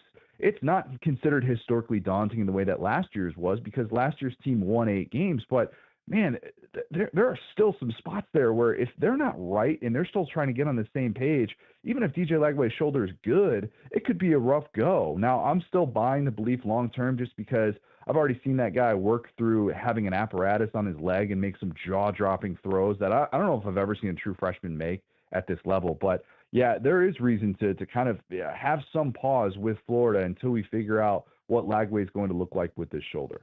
There may not be as much to be excited about on an individual basis or from a highlight reel perspective coming out of Alabama in the spring, but it does feel like collectively things are just more positive moving forward. What is your sort of 1,000-foot view of the Crimson Tide heading out of spring year 2 for Kalen DeBoer? Yeah, you know what's weird is that 2 years ago, remember the takeaways that everybody had watching that spring game. It was very obvious, oh my gosh, this quarterback situation is not what it has been. And there's all this panic. The Tyler Buckner move happens, and everybody's kind of scratching their head with a new offensive coordinator and Tommy Rees going, what in the world is this Alabama offense going to look like? And this year, there's not that same sort of panic. Now, I think Ryan Grubb is a huge piece of that. I think the addition of Ryan Grubb has changed the entire vibe of this offense. I really do. And it gives me a lot more confidence that if Ty Simpson is the guy, which that's kind of the consensus based on what he said, if we had a game tomorrow, like he'd be our guy, then I do think that he's going to be put in better spots. Maybe some of that is because when you have someone like Ryan Williams to throw the football to, you feel good. But I do think that it is entirely different than the uncertainty of 2 years ago. And it's because you have these offensive-minded coaches that are doing everything they possibly can to try and maximize this talent. And maybe it also helps that we heard so many different things about all the quarterbacks in that room during spring camp. And, oh, this week it's this guy. And, oh, watch out for Austin Mack. And, oh, look out for Keelan Russell. Like, maybe that just kind of has gotten us to this place where we feel better about the quarterback room. But I do think it's a no-excuses unit this year, and Alabama deserves to have playoff or bust expectations. Finally, when you look at LSU, it's a team that I'm kind of fascinated by. I feel like this is a big year for Brian Kelly. Not that he's in jeopardy of losing his job by any stretch, but in jeopardy of losing a lot of momentum. With some of the question marks that are around the conference, I think LSU and Oklahoma are the two that I feel really good about improving year over year. So what do you think is possible for that group on both sides of the ball? I think it's possible that LSU could play for a national championship. I really do. And I might regret that, because if there is a quarterfinal game in which Brian Kelly gets outcoached, you know what the narrative is after something like that. Oh, he can't beat these elite teams. But this roster is built for it, man. Like, if not now, then when for Brian Kelly? I say that as someone who also believes he's not getting fired this year, and people that are assuming that if they miss the playoff, he's gone. Like, that's ridiculous in my opinion. They haven't looked at the buyout numbers, but there is still a belief that this offense should be special. Garrett Nussmeier coming back with a receiver room that's been really built up in the portal as well. People need to be talking about Nick Anderson, another receiver that had a lost season last year, who was expected to do big things at Oklahoma. Barryon Brown coming over from Kentucky. And then, oh, by the way, Aaron Anderson, a guy that's so unbelievably fast and is going to be valuable in that offense. I really like what LSU has returning in the offensive side of the ball. And then it's year 2 of the Blake Baker defense. It should be better. I have to think that the Harold Perkins star experiment is going to work out better than what we saw at least 2 years ago with Matt House. And then even if it doesn't, you still got a guy like Whit Weeks that should be able to kind of lead that defense and be that all-important alpha that they've really lacked at times during their lulls, in recent memory. So I'm high on LSU, even if we're talking about, oh man, they lost this game in the season opener against Clemson. I still think that they have the ability to go to a national championship this year. And I think Brian Kelly is going to realize how good this team is probably by the end of September. What would you say if I responded to your question, if not a national championship this year for Brian Kelly, when 2 years ago? 2 years ago, I was at that game against Florida State to start off the season, that Sunday night game, and it was alarming to hear even Jaden Daniels, who we knew, we didn't know then, but we know now the type of year that he went on to have, and hearing him say, I guess we're not what we thought we were. To me, I was like, wait, what? That is such a wild, that's like a fan take to have after a season opening game. And look, I'm not saying that he looked at his entire, he looked at his offense and said that, But clearly he looked at his defense and went, well, this is not a championship level defense. And that very much proved to be the case. So I don't know. Maybe I just had that perception, and I thought LSU was a little bit overhyped coming into that season, so, to where I wasn't buying that national championship hype. But I guess we do have the benefit of hindsight, and maybe even Jaden Daniels had the benefit of hindsight after that season opener to say that that wasn't a championship level squad. We'll see. Down on the Plains, a lot of transfers that people have high expectations for. I feel like the expectation for Auburn is kind of growing a little bit past maybe where it should be. What is your expectation coming out of spring based on what you've heard, maybe a little bit of what you've seen for Hugh Freeze and his team? Multi-win improvement. Is that a lukewarm take? Probably. I mean, when you're 5-7, it better be a multi-win improvement. I mean, that's just reality. But I can't get beyond that until we see a few things. I think we need to see Hugh Freeze stop having the issues that he's had in the fourth quarter. I thought the usage last year of Jarquez Hunter down the stretch in some of those games was so maddening, and it made me think long-term about whether or not he still has it as a college football coach, making some of these big-time decisions. And then obviously the turnovers. That's going to be the question year to year as this transition now is underway with Jackson Arnold, and people want to see the ball security. You don't want to see necessarily all of these turnovers when we know how talented this group of receivers can be. And I think those are the two things that can, make an Auburn team that last year was probably better than what the final record indicated. If you look at, the metrics with yards per play and stuff like that, take that for what it is. But I look at this group and go, well, yeah, if they cut down on some of those things, they're obviously going to be able to improve by multiple games last year when you look at how many games they squandered down the stretch. So, yeah, that's kind of been my takeaway. I'm trying to temper expectations, even though I do like the potential of a lot of these guys, even on defense as well. I think Falk, could be a future first rounder next year, when all these way too early mocks are coming out. So, yeah, I do think multi-win improvement is the lukewarm take. But if you're going beyond that, man, I would say maybe dial it back a little bit, take a breath, and watch this team actually have a winning season first. Yeah, I think that's totally fair. Connor, we appreciate the time. Great stuff today. Love catching up with you, talking some SEC football. We'll do it again soon. Gentlemen, appreciate it. There you go. Connor O'Gara of Saturday Down South. You can catch his podcast wherever you get your podcasts. See his work there at Saturday Down South. Some thoughts coming out of spring. We'll follow up on a couple of those, give you our thoughts to sort of his responses around Alabama and Auburn post-spring.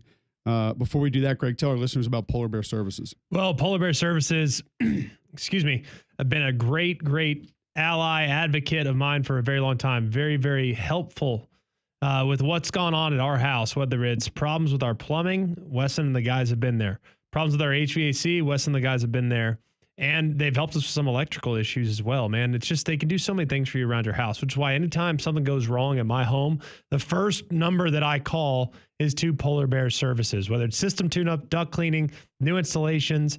They got you taken care of. They're serving all over the great state of Alabama, and they can install one of those whole home generator systems, which are really helpful here during the storm season, which we know we have a lot of those here this time of year.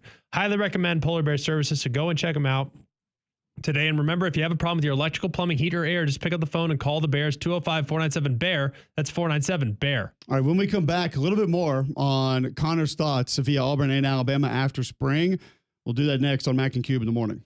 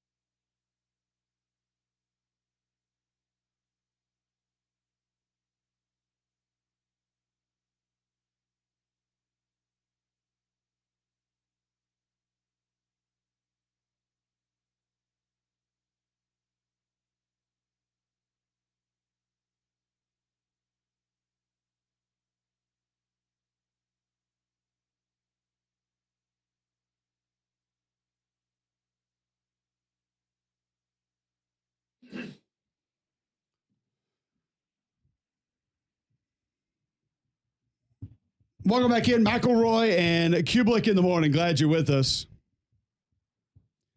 Johnny Brink tweeting into the show. If you want to talk about something else besides transfer portal, talk about Charles Barkley's NHL bracket. All Canadian Stanley Cup final. Do we need a What the Puck segment on the show today? I think we probably go without it. Okay. I'm not sure it's what the people want. You haven't been in on the NHL playoffs so far? Yeah, I mean, I've watched a little bit, but haven't been grinding on it. Have my hands full. Yep. Pulls out. The Rangers lost their manager, so we quit on that. The manager? We're out. Marshall Gilliam tweeting in, how does school work for these guys? Does Nico just drop out mid-semester and the Aguilar kid do the same and not finish the spring semester? How does eligibility work for that? I know we're past believing they're student athletes, but how does that work? One way that I'm just off the top of my head could think that it could work would be that Joey Aguilar is committed to Tennessee and will finish his semester at UCLA and then go to Tennessee. He could probably, just guessing here, move to Knoxville and do his school at UCLA because, as I said, there was an SEC football. I mean, I don't think it really matters. It was Montreal Johnson at Florida. Was doing an interview with him at SEC Media Days last year, and he was asked by the person I was doing the show with, like, what has it been like since you've been a student at Florida, like, campus and walking around and different things. And this was entering his second football season as a Florida football player. He said, I have not been to a class on campus. Oh, boy. You can't admit that. I'm not saying that's a Florida thing or any. I think that's a lot of places. Why are you taking shots? I think that's a lot of places. I'm not. So I'm saying, I just think that most of these kids, the door was opened in COVID and they're going to stay there. They've plowed right through it. That door does not shut now. The handle has been taken off and the hinge is removed. It's just open. So, but it's a great question. And I think it's valid because you see some of these guys moving mid-semester. And keep in mind, we have players who are announcing that they intend to enter the portal when the portal's not open. So you can commit to a school and not necessarily move to that school today or tomorrow or next month.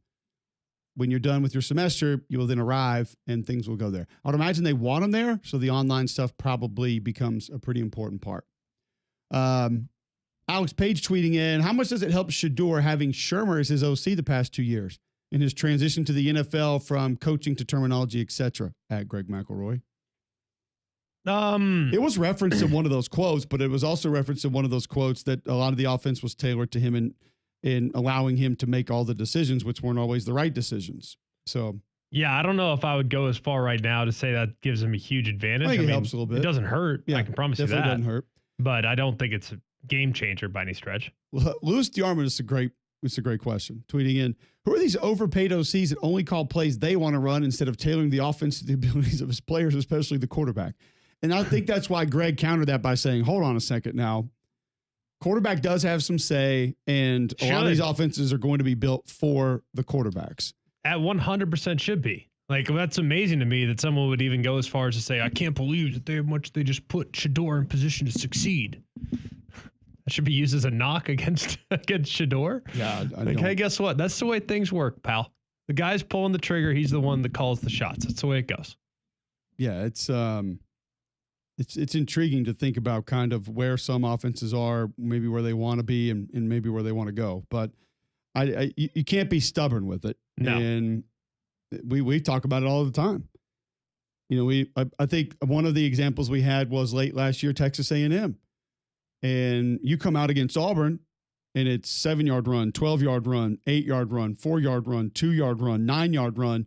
And for whatever reason, after the third or fourth series, it was like Mike Leach had been reincarnated on the sideline and they wanted to be air raid. That was it. So what are you doing?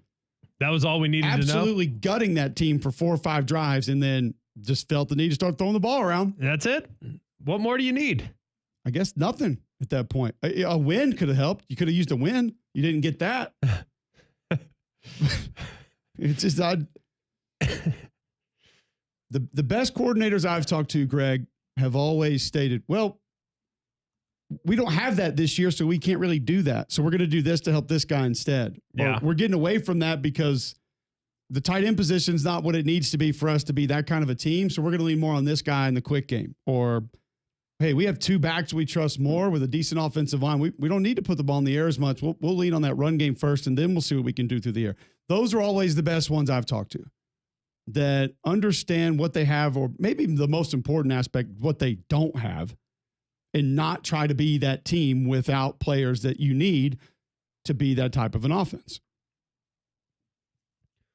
Well, what I'm trying to figure out is what kind of offense in the NFL is not going to tailor something to what they have. What kind of offense in the NFL is not going to make sure that, hey, we have a dynamic running back with the ball in his hands. Like, look at a good example here. NFL. Who would we say is maybe the best play caller, head coach in the NFL, right? Some combination of San Fran and the Rams. Andy Reid's going to be up there. Right?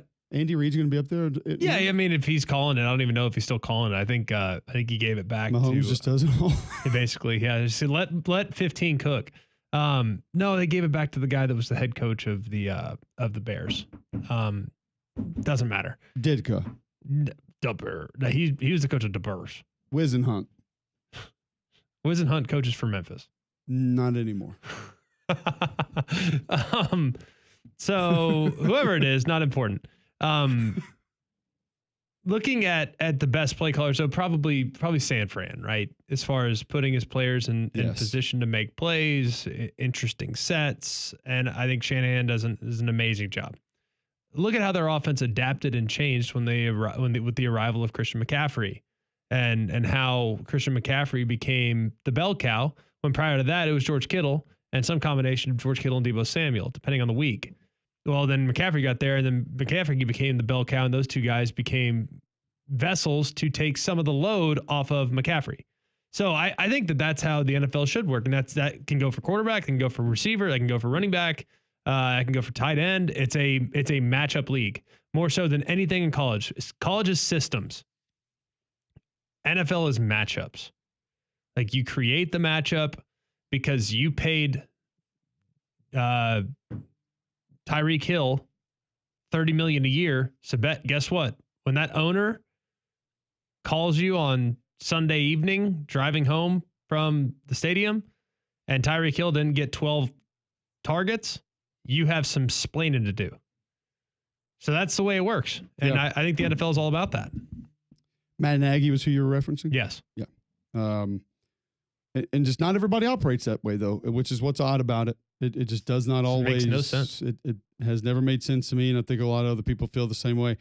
We were going to get to Auburn and Alabama, some post-spring thoughts after visiting with Connor O'Gara, and we got off track, so we'll get back on track with that next on Mac and Cube in the morning.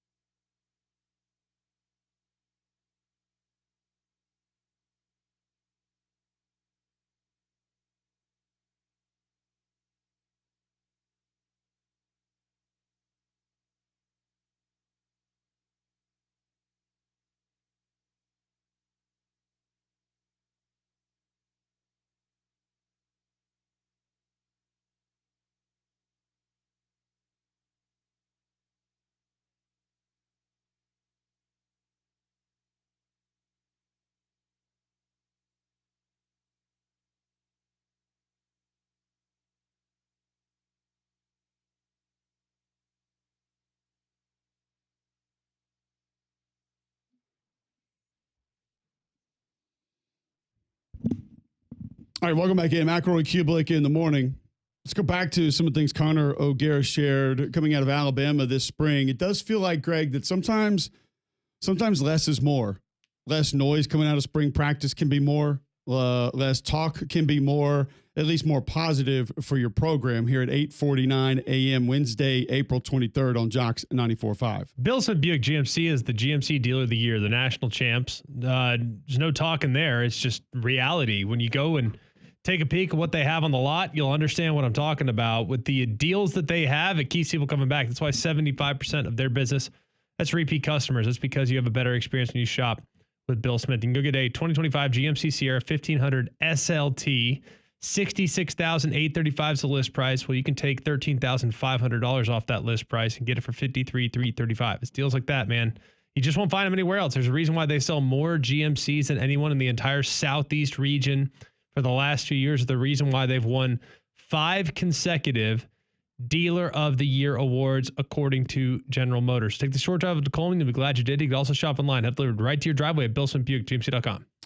It does feel like there's a lot less just chatter, and sometimes that can be controversial, negative. It can be sort of back and forth. Makes you question things. It doesn't feel like we got much of that out of the Alabama spring practice, Greg, and I think that could be a real plus. It was as quiet as I feel like it's ever been, right? And that's with a starting quarterback competition. I mean, usually, and it's not, but guess what? The coordinators are able to speak. It just feels like everyone's on the same page. Last year was a brutal year. And it not big way of wins and losses, but it was brutal because you had guys that knew they could not be held accountable for what they did. I mean, guys would not be benched or replaced or anything, so they could do whatever they want because the coaching staff had to do that. They didn't have a choice. If they were to say, hey, our way or the highway, every single person would have gone in the portal. Yep. And they had no leverage. So they had to give the players everything they wanted. And as a result, the players took it and ran. But now the guys that are there actually want to be there and love the place and love the coaches and are buying into trying to get back on track and competing at the top of the sport. So I think it's a great spot to be in. I don't think there's any doubt. And you think about on the Auburn side of things too, it feels like there are usually more comments, more discussion, more talking points that feel a little bit controversial or a little bit questionable, and didn't get a lot of that. Maybe it's because we didn't see a lot. We didn't get spring games from these teams, but so much more is more quiet this spring than it has been in the past. And I don't know if that's a good thing or a bad thing for a lot of these teams, because they're going to be able to hide things also that maybe we have found out or we have seen in other springs leading in. Yeah. And I think that it's also kind of a weird place to be in because the coaches don't really want anything to get used to be, hey, this guy's really good. I used to get more positive feedback about guys than I do now. Like I get mostly this guy's a dude. Like keep your eye out. That's what I used to get. Now I don't hear as much of that because I think if that information were to get back to the player might go to the staff and say, hey, I'm under the assumption that you think I'm pretty good. So I'd like to be paid like I'm pretty good. So I feel like the coaches are less likely to tell you who's a dude now than they were, say, 3 or 4 years ago for fear of that player getting leverage against his own staff, which is a wild, wild thing to think about. It is. It's just kind of crazy to think about it. Is there anything from an Auburn perspective that you look at that you feel like has been answered to a certain extent, you feel better about moving forward based on what you saw, what you heard coming out of spring? Just that they love the improvements they've made at the receiver core and the weapons. I think they feel pretty good about the quarterback situation. I don't know if they feel great about it. I think they feel pretty good about it. I think they feel like they have decent depth at that spot and will improve that depth with the arrival of Daniels here in a couple weeks. But for the most part, I feel like they like their team. But then again, they liked their team last year. I think if you asked Auburn last year, they thought they were going to be pretty good. And they just had a play or two here or there that led to them coming up short in a few games. But a lot of it's kind of status quo with where they were a year ago, and that they've improved at key positions of need. And that should be that should lead to people feeling pretty bullish about him. Absolutely. We know quarterback's going to be a big question mark, and we know sort of mentally, emotionally what needs to happen for Jackson Arnold to turn into a high caliber SEC player. Let's just say a better, good SEC quarterback. How realistic is it that he can get to that point, that he can make those shifts, those adjustments, he can overcome some of those obstacles that lie in front of him? Because you've seen the tape, you know what it is. And you also know what Hughes' offense is. Can it get done in one spring? Does he need more live action to actually find ways to get that corrected? Is it something that can't really happen until halfway through the season or so for Jackson Arnold? I don't know. I mean, how do you feel about him? You had him in person a couple times. Like, I've never seen him throw in person. I love the way he throws the ball. I love his arm. He throws a beautiful ball. He's got a quick release. We've said it here before. My concern is not once the ball is let go. My concern is actually letting go of the ball, because that's what happened on a more inconsistent or rare basis than anything else last year. I mean, you're talking about eating sacks, taking fumbles, taking hits. Those things can't happen. Those things can't continue to take place.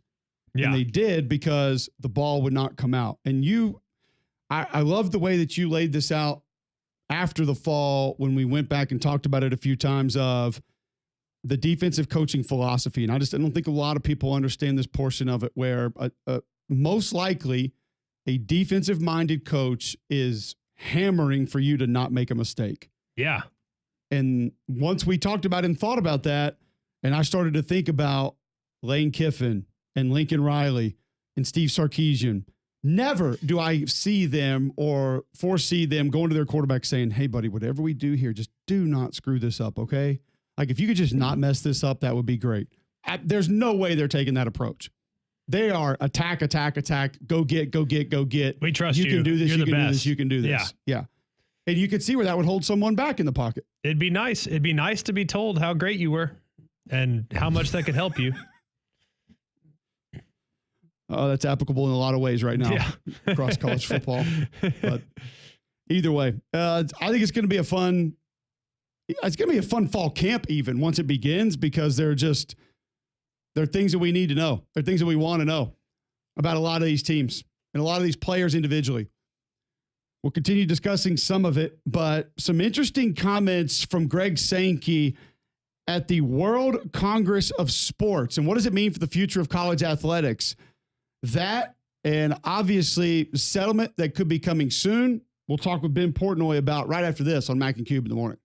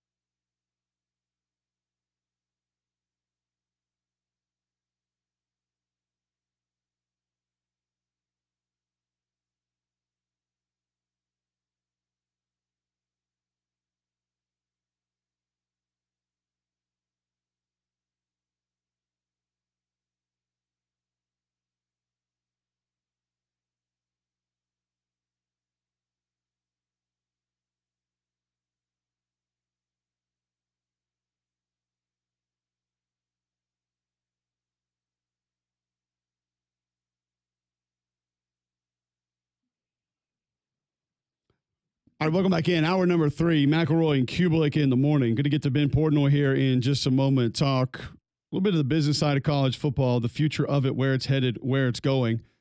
Wednesday, April 23rd. Listen online, jocksfm.com. You can watch live on YouTube. But before we get going into Ben Portnoy, Greg, tell our listeners about Shannara Flooring. Well, Shannara Flooring have built a foundation within their company on trust and integrity. Fu and his guys do an amazing job of respecting your home and taking care of your home. We know that installing floors is not an easy task. It's tough, and it can sometimes damage things. But the good news is Fu and his company, they will take the extra precaution to make sure that they respect your home and get it looking exactly the way it looked before they installed that beautiful new flooring from Shaw. It's called CoreTech, and it's beautiful. This is waterproof, pet-proof, kid-proof. It's ideal for kitchens and laundry rooms. And the good news is Shannara Flooring, they have 40,000 square feet of CoreTech flooring by Shaw in stock today. They're the only company in the area that has that much inventory, so you can go see it, touch it, feel it for yourself. This is the type of flooring that brings value to your home and or your business. You get 12 months financing with approved credit, so think about making some changes to your floors. Call Fu.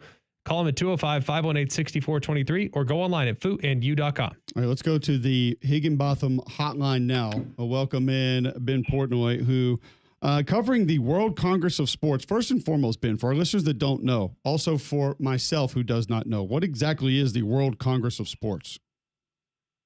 Yeah, what's going on, guys? Appreciate you having me. No, I guess the short version is it's, basically business leaders from around the sports world, professional, college or otherwise. So, SEC Commissioner Greg Sankey, obviously on the college side, spoke yesterday and probably drew some play, I suppose, on social for some of the comments he made. But, Adam Silver was there speaking, Rob Manfred from the MLB. It's a really wide range of folks and speakers and dignitaries from, league offices, teams, et cetera, people in and out, inside and around the sports business. So a lot of prominent figures. And like I said, as I mentioned, Greg was kind of in the center of that as well yesterday. What exactly is his kind of week look like? Because not only is he doing that, but he's now getting ready to go into college football playoff meetings. But we'll start with what he addressed yesterday at the big group World Congress of Sports. What exactly is he trying to get accomplished? Is he trying to shed light on something, or is he just kind of speaking about the day-to-day business that the college football world's starting to go through? Yeah, so Greg yesterday sat down with one of my colleagues, Rachel Axon, and for kind of a one-on-one interview on stage, and touched on about a million different topics, as you guys can imagine, with what's going on in college sports these days. But a handful of things that kind of stood out, I think. One of the things that came up yesterday was kind of the idea of contracts, and certainly that's become a hot topic, so to speak, in the last couple of weeks with the Nico Maliava situation, his brother as well. What came out with Arkansas yesterday, and Hunter Yurachek, the AD there, mentioning that they were going to try to basically enforce those contracts. And I think, Greg kind of shed some light on kind of where he feels that might go. And frankly, the answer was a little bit of, we'll see. But I think that, beyond that, he touched a little bit on kind of what the college football playoff might need to do. Just broadly, like he got asked the question, I thought it was a pretty good question, was, what makes you still kind of believe in college sports? And I think, there was some optimism there. And I think, for a lot of folks that see kind of the craziness going on, I think it was nice to hear some of that as well. So certainly a wide-ranging conversation, but certainly the sort of first two touch points are sort of front of mind for both Greg and I think a lot of folks in college sports right now. And when you look at some of the comments from Hunter Yurachek yesterday, saying that they intend to begin to try and enforce buyouts for NIL contracts, when you heard that, when you saw that, and then followed up with some of the things that you heard discussed from Greg Sankey and others at the World Congress of Sports, how real is that for the future of college athletics, specifically when you're talking about still having to recruit guys, still having to do things that the players are going to want you to do, not just that you're able to do because you can?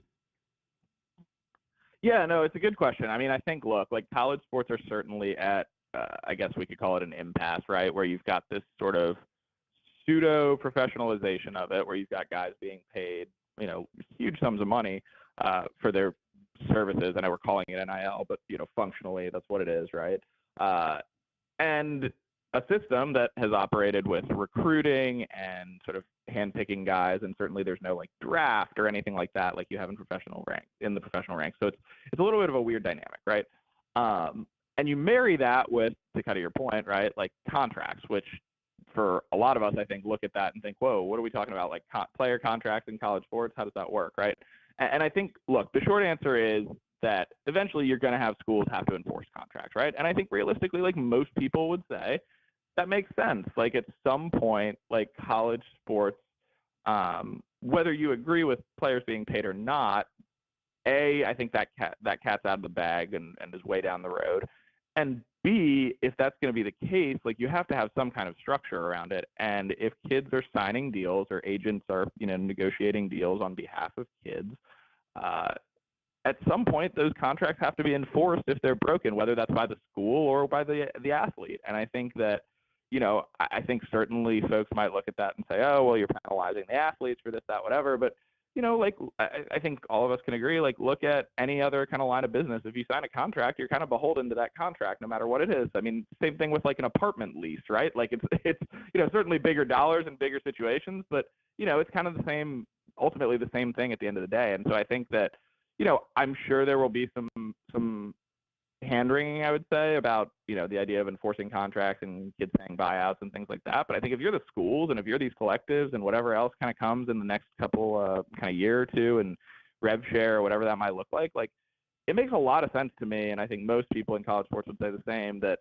you have to be able to enforce these contracts. Otherwise, there's no regulation around anything. And it just kind of, people just move about willy-nilly. And I think that as a system, as an entity, no matter what you are, like you need some kind of structure. And I think this at least would help that if that is the case.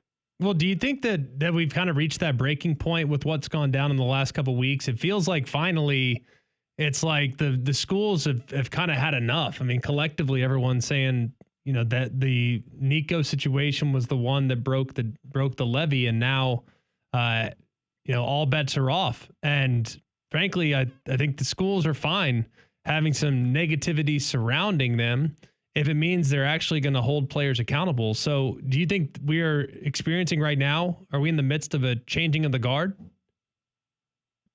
Yeah, I think there's a little bit of that. And I think, like, look, I mean, realistically, right, like the last 3 years or 4 years, whatever we want to call it, is sort of since NIL has been introduced in some level, we've been in a transitional period. And I think realistically, like college sports are probably going to be in another transitional period for a couple more years, or whatever sort of the next iteration of the college football playoff looks like is really the end game, probably in some capacity. But when it comes to sort of how schools handle these things, look, like schools have been cutting guys or whatever you want to call it for years. Like that part is not necessarily new, but I do think when you introduce the idea of contracts, when you introduce the idea of millions of dollars being shelled out to kids, like there's going to be schools that balk at certain requests. And I think like if you're Tennessee, like I think you drew a line in the sand, and I think that it was a fair line. Like if you as Josh Heupel, if you as Tennessee's front office folks, whatever, decide that, hey, we don't think that's the value that this quarterback is worth, like you're go on your merry way.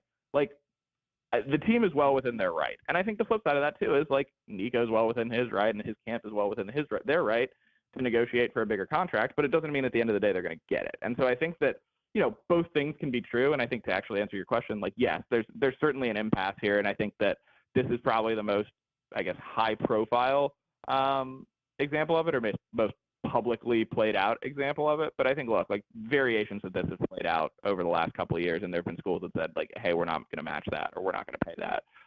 But this is the first one that I think has played out, super publicly, and obviously is very high profile when it involves a quarterback, no matter where you are, but when it involves an SEC quarterback, a former 5-star, et cetera, like these things are going to be a little bit bigger news. And I think, it's definitely a transitional period, but I think that it would be crazy to say this is the last sort of situation like this that we're going to see. Absolutely. Ben Portnoy joining us on the Higginbotham hotline.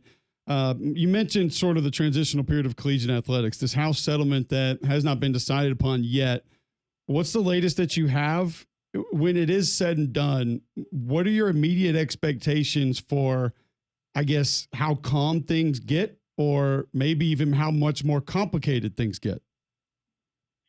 Yeah. So, my understanding is that there's some optimism something could be resolved maybe this week, maybe it's next week. The timeline is a little bit fluid and TBD, but I think there's there's certainly some optimism it'll get resolved sooner than later. It's generally the perception that I've gotten in my conversations. But I think that, as far as what it actually spells out, like I think the way that I've kind of looked at the House settlement, and I know, a lot of folks kind of hear all the legalese and it gets really in the weeds, and I get that it's complicated, but I think the super short version that I've at least looked at it as is, if you have 10 bullet points to fix college sports, whatever those are, like the House settlement probably checks off 3 or 4 of those things. It's not a silver bullet. It's not a catch-all for everything, but I think it at least lays out some kind of organizational structure that college sports can use as kind of a mold, if you will, for whatever comes next. And I think that, like, ultimately, like, we're not at the final iteration of whatever this college football in particular thing is going to look like. But I think, again, like when you talk about a cap, you talk about enforcement mechanisms, you talk about, those pieces of this, or at least back pay, where you can at least hopefully sort of draw a line in the sand and say, hey, we're not going to pay, damages past this point. All of those things help college sports, at least on some level, or as much as you can these days, stabilize. Now, that certainly doesn't mean there won't be objections to the House settlement. I think that there have been, hundreds of letters written in objection to it. There will presumably be people who challenge it in court. The first time that a kid is penalized for not either sharing their NIL data with the Deloitte clearinghouse or whatever that might be, like, these legal issues are going to keep coming, right? Like, that's just the reality of this. But I do think, again, it at least gives some base level of structure to the ecosystem. Again, is it going to be perfect? Is it going to work? I'm still a little skeptical, and I think it's sort of a wait and see game. But I do think it at least gives you something it sort of gives you a point A to start with, and then we'll see what happens from there. Ben, we appreciate the time today, man. There's a lot happening, a lot going on, and I wanted to get you in to help discuss a little bit of a different side of it. You've done that, and we appreciate it. Look forward to catching up soon. Yeah, thanks so much, guys. Appreciate you having me. Absolutely. Ben Portnoy joining us on the Higginbotham hotline of the Sports Business Journal at bportnoy15. You can follow him on Twitter. Find his work at sportsbusinessjournal.com. And with what's happening with the House settlement right now, some like what Greg mentioned, the college football meetings, they're going to be talking about the college football playoff and maybe some differences with it all coming up. He'd be a good follow here over the next few weeks. When we come back, we mentioned a little bit of Jackson Dart. What's next at quarterback for Ole Miss? Ben Garrett's going to join us to give us his thoughts on how the spring went and how things may look different for Ole Miss on the football field this fall. Next on Mac and Cube in the morning.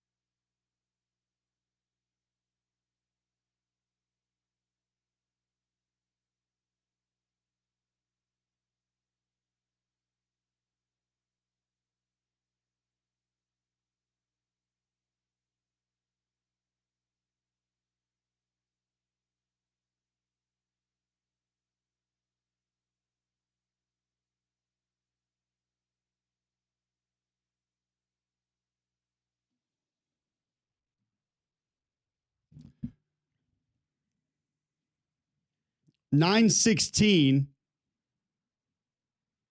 McElroy and Cubelic in the morning. Royal Payne sharing a tweet with the show's account and me. Breaking! Cole Cubelic is staying at Jocks, will not be transferring to PFF, with a graphic that says staying at Jocks. Are we sure? It's a graphic, so it's got to be real. Should we follow up with... he made it. He made the graphic, so how can it not be real? I think we should just follow up just to be sure.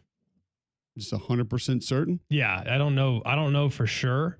So I just want to make sure we follow up. All right. I do know for sure that we are going to the Higginbotham hotline now to visit with Ben Garrett and discuss the Ole Miss spring practice. And we know quarterback going to be probably the biggest question coming out of spring, specifically with a lot of talk about Jackson Dart and him moving up draft boards.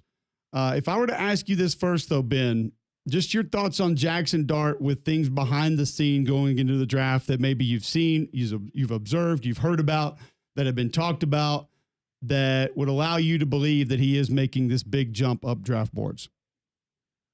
Yeah, I mean, I think Jackson's had one of, if not the best, pre-draft processes of any prospect in the NFL draft. And from every account, both from Ole Miss Pro Day to the Combine back in February, generally I'm getting the exact same thing. You met one-on-one with Kellen Moore and the New Orleans Saints after Pro Day in March, and they hold the number 9 overall pick. That seems a little rich, but definitely the Giants, the Steelers, the Browns, the Saints have all done extensive work on him. And a lot of it has to do with, number one, of course, the draft class. There's no consensus as far as who is the best of the group. Now there's a consensus about who's going first overall, and that's Cam Ward. But I think that, this is not a particularly standout strong draft class for quarterbacks. That's why you're hearing a lot about other quarterbacks coming up the board. But Jackson has been steady as they go throughout this entire process, on and off. He's tested well. He's interviewed well. And because of the lack of consensus for the draft class itself, and teams are really needing, especially in the back end of the first round, I don't see how he falls out at this point. But you never know with this stuff. I mean, Shedeur Sanders is getting some more run here in the last week and a half too. So for the longest, it was his QB2. Is it Shedeur? Is it Jackson Dart? And opinions were mixed. So you don't ever know for sure. I think one thing that's been interesting is, will he attend the draft? I mean, he told us straight up at Pro Day that he was going to be going, and now there's rumors he's not going. And then he sends out a picture on Instagram in Green Bay, Wisconsin. And as y'all were talking about with graphics, if a graphic says it's true, it's got to be true. So, you never know, man. You never know with this stuff. I think Jackson's had a great process. And I think, obviously his work at Ole Miss speaks for itself. He broke every significant record, including a couple of his own and all of those of Eli Manning. And Eli was like the standard bearer, for Ole Miss for the longest. And before him was Archie. So I think Jackson deserves a lot of credit, man. He's had a great process. I like Jackson as a guy. I just wonder about the prospect. You know what I mean? That's kind of my holdup. Sure. And while I watched him do some and make some great throws against some of the Furmans of the world, and the Georgia Tech 2 years ago, and watch how he played and made a couple nice throws against like Florida this past year. But then you watch the LSU game, it's like he takes too long to deliver it. Everything's in slow motion. Like why is he only looking downfield? I mean, why is it taking him so long to take off? I mean, things like that kind of leave me wondering, like, what is it with the infatuation? I get needing one, but I also feel like there's quite a few flaws within his game that would make me real hesitant in the first round. Sure, and you could say the same thing about Cam Ward. You could say the same thing about Shedeur Sanders. Any of the top quarterbacks in this draft class, all of them can be nitpicked. The Tennessee Titans decided early on that Cam Ward was their guy, and really that's more of an indictment, in my opinion, on Will Levis than it is on Cam Ward being the consensus best prospect in this draft. He's not, and I would argue he's not the best quarterback necessarily. But just where you can point out certain games where Jackson did fail to deliver. I mean, I think Florida was, at the end of that game, was the worst he's looked in his entire career. But then this year against Arkansas, carving them up without. And remember, this year, yes, Trey Harris is a stud and going to be a top 2-round pick, but he's hurt for most of the year. Jordan Watkins dealt with injury as well. He's going to be a potentially drafted player. Juice Wells wasn't what Ole Miss hoped he would be coming from South Carolina until the Gator Bowl, when Jackson Dart really put forth one of his very best performances, made some next level throws that made you go, wait, let's reassess here whether or not Jackson Dart is among the very best in this draft class.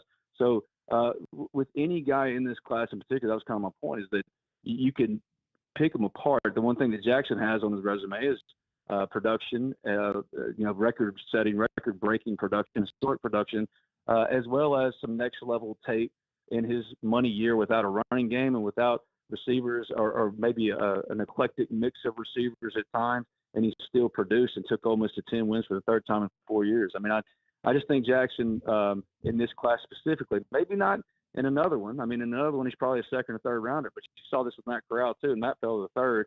That class was worse because Kenny Pickett led it. This is a better class than that. But I think with all three of these guys, you could talk yourself into first round grades, but also talk yourself out of first round grades. And Jackson, through the whole pre-draft process, has done enough, both through interviews and testing, really, really well, including at Ole Miss Pro Day, every organization of note, and you had multiple head coaches, including Kevin Stefanski, saw Brian Schottenheimer, saw Kellen Moore. I mean, just so many representatives in town to watch, not just Jackson, but Walter Nolan, Trey Amos, and Presley Monmielen. But Jackson put his best foot forward. So I think it's more about the draft class. And, yeah, you could, just like you can certainly and fairly, critique Jackson whether or not he belongs in the first round. That's immaterial now that we're a day or two out, because we're looking at the needs and look where teams are. I mean, the Steelers don't have a quarterback on their roster, for goodness sake. I mean, they don't have a QB1. So it just depends on one team really liking. We know a number of teams have really liked Jackson throughout this process. And I think, right now I'm thinking the Saints or the Giants are probably who come out of the first or second round with him, but we'll have to see. And certainly it's going to be a big night for him and for Ole Miss in general, because the most they've ever had selected in one draft was, I think, 9. And that was before drafts were limited to 7 rounds, and they could have double digits this year, which would be record breaking. So it's going to be a big weekend for Ole Miss for sure. Absolutely. All right. Ben Garrett joining us to talk Ole Miss. So Austin Simmons set to be the next guy at quarterback for Ole Miss, for Lane Kiffin. What have we heard about him coming out of spring football, the growth, and maybe even still some things that need to be worked around before he ends up taking the field as the starting quarterback? Yeah, he's been great. He really has. I think I saw this morning he's plus 3,300 to win the Heisman next year, below everybody else of consequence. And I think if you're an Ole Miss fan, not necessarily a person nationally, but that's good money to bet on, because he had a really good spring. He's the unquestioned number one guy. A.J. Maddox's backup got hurt. They brought in Trinidad Chambliss from D2 Ferris State to kind of help him with the run component. But like Lane mentioned in regards to Austin, yeah, he's not the physical put your shoulder down like Jalen Hurts kind of runner that Jackson Dart was, but he's more of a glider, and he wants to sit back there and he wants to diagnose and he wants to pick teams apart. And that's exactly what he did in the spring. I mean, he couldn't have been more impressive. And I really do believe he has the potential, as far as just pure talent, to be the best quarterback that Lane Kiffin's had at Ole Miss. I mean, that doesn't knock anything about Jackson Dart or Matt Corral, but just purely from where he's starting, this kid is unmatched in terms of the prospect. Now, there are a lot of things to work on. I mean, first of all, the kid hadn't played much of anything. He looked impressive against Georgia last year in spot duty, really turned that game when Jackson Dart went down. But now it's his team, and I think the thing that has impressed me the most is that you speak to any person, it doesn't matter if it's a returner, which there aren't a lot of them anymore, but any transfers like Harrison Wallace from Penn State, and one of the first things they'll talk about is the leadership of Austin Simmons, which I think is pretty what you have to have from QB1. I mean, he's the one that's organizing the throwing sessions and the IPF. We're out there on the field when they weren't officially practicing. He'll be doing that in the summer. He's the one that's made an effort to be at all the other sporting events and take teammates with him. So the football aspect of it, they love the talent, and the talent show in the spring, but that's spring, and spring has never been more useless. So the other things you have to look for is, man, how has Austin been? I mean, how has he been in terms of stepping into that leadership role? Because Jackson was so important in that way, especially for a team that's so reliant on transfer culture and pro mindset. QB1 has to be that face, and Austin's been every bit of that. And also, while I want to praise some of these next level throws you saw in the spring, Ole Miss in the secondary is really just not where it wants to be yet. That's where they're really focusing in the spring portal to kind of shore up. So, you want to temper the expectation because it's his first year starter and everything, but he has been certainly really impressive. And I think what's really helped them out is that Ole Miss went into this offseason and said, man, they only have one guy coming back in that wide receiver room, and that was Caden Lee. Caden Lee was their second leading wide receiver last year and really good. But they needed to truly surround him with more than just a Juice Wells type of addition. That's not Juice. I think he's going to be a pro player, but they went and got some guys that really hit. DeJon Sterling from Oklahoma State, Harrison Wallace from Penn State. Traylon Ray from West Virginia has been hurt all spring, or was hurt all spring since they're done now. But Deuce Alexander impressed as well. And I love the physicality of Caleb Odom, and that's somebody that Greg knows better than most people. I mean, the question is whether or not he can take that lack of production and all that oozing potential and put it into actual production, right? Same thing with Austin Simmons. So what they've done is built this roster, to grow with and around him. And it'll be a fascinating season to watch because I think the range of outcomes are so significant because of what they're betting on or hoping to get out of Austin specifically. I love the kid. I think he's going to be amazing. I'm a huge believer, and just watching him throw it in person is like it's to be honest with you, way more impressive to me than Jackson Dart just throwing in person. Granted, got to apply to the field, very different animal, but just warming up, the ball comes off his hands in very impressive fashion. Lastly, the supporting cast that you just referenced. I love Caden Lee, by the way. I think he's kind of exclusively a slot guy. I think Odom's got some length that's going to be nice to see, but I'm more concerned about the offensive line. In the event in which Singleton doesn't have the mobility that Jackson Dart has, and Dart took a lot of hits last year, how's that offensive line going to look in keeping him upright? That's a great question, Greg. I think it's the most important one outside of the secondary that they're focusing on in the spring portal, because when the first five was together in the spring, Diego Pounds at left tackle, left guard was P.J. Wilkins, the transfer from Charlotte. Center was Bryson Sanders. Right guard, transfer Patrick Kutas from Arkansas, who they really, really like. And then at right tackle was Jaden Williams. When they were together, it looked strong enough, but they were never together. I mean, Diego Pounds, Bryson Sanders, and Jaden Williams missed most of, if not all of spring in black jerseys when they weren't doing the basic walkthrough stuff. They didn't do a lot of hitting. Bryson did later on, but he's a first-year starter at center. It's his time now. He's been here for multiple years, and they've been kind of developing him for this specific opportunity. So you don't really concern yourself with the talent.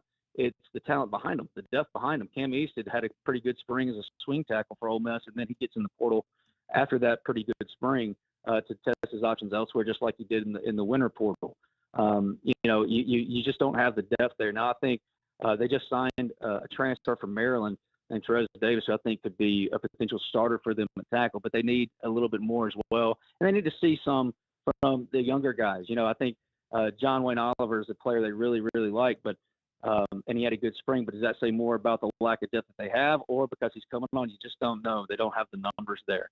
So if they could stay healthy up front with that starting five, they'll be able to keep Austin Simmons upright and take care of him.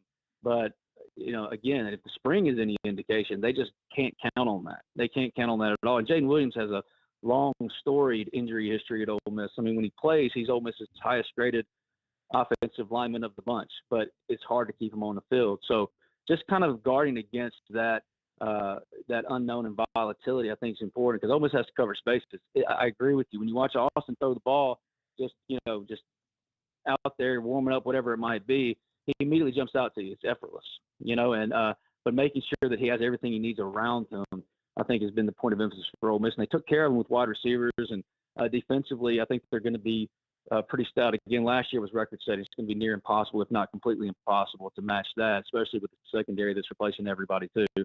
But I think defensively they're going to be good enough. It just depends on, can you keep Austin upright, and that offensive line in the starting group. They really like them and they look good, but there's just not enough behind them. So watch out for Ole Miss in the spring portal. They've already added one. They're going to probably add more because they just have to. Austin Simmons is the franchise now, and the first thing you got to do for the franchise is keep the man standing upright. So that'll be what I'm paying attention to for the next couple of weeks.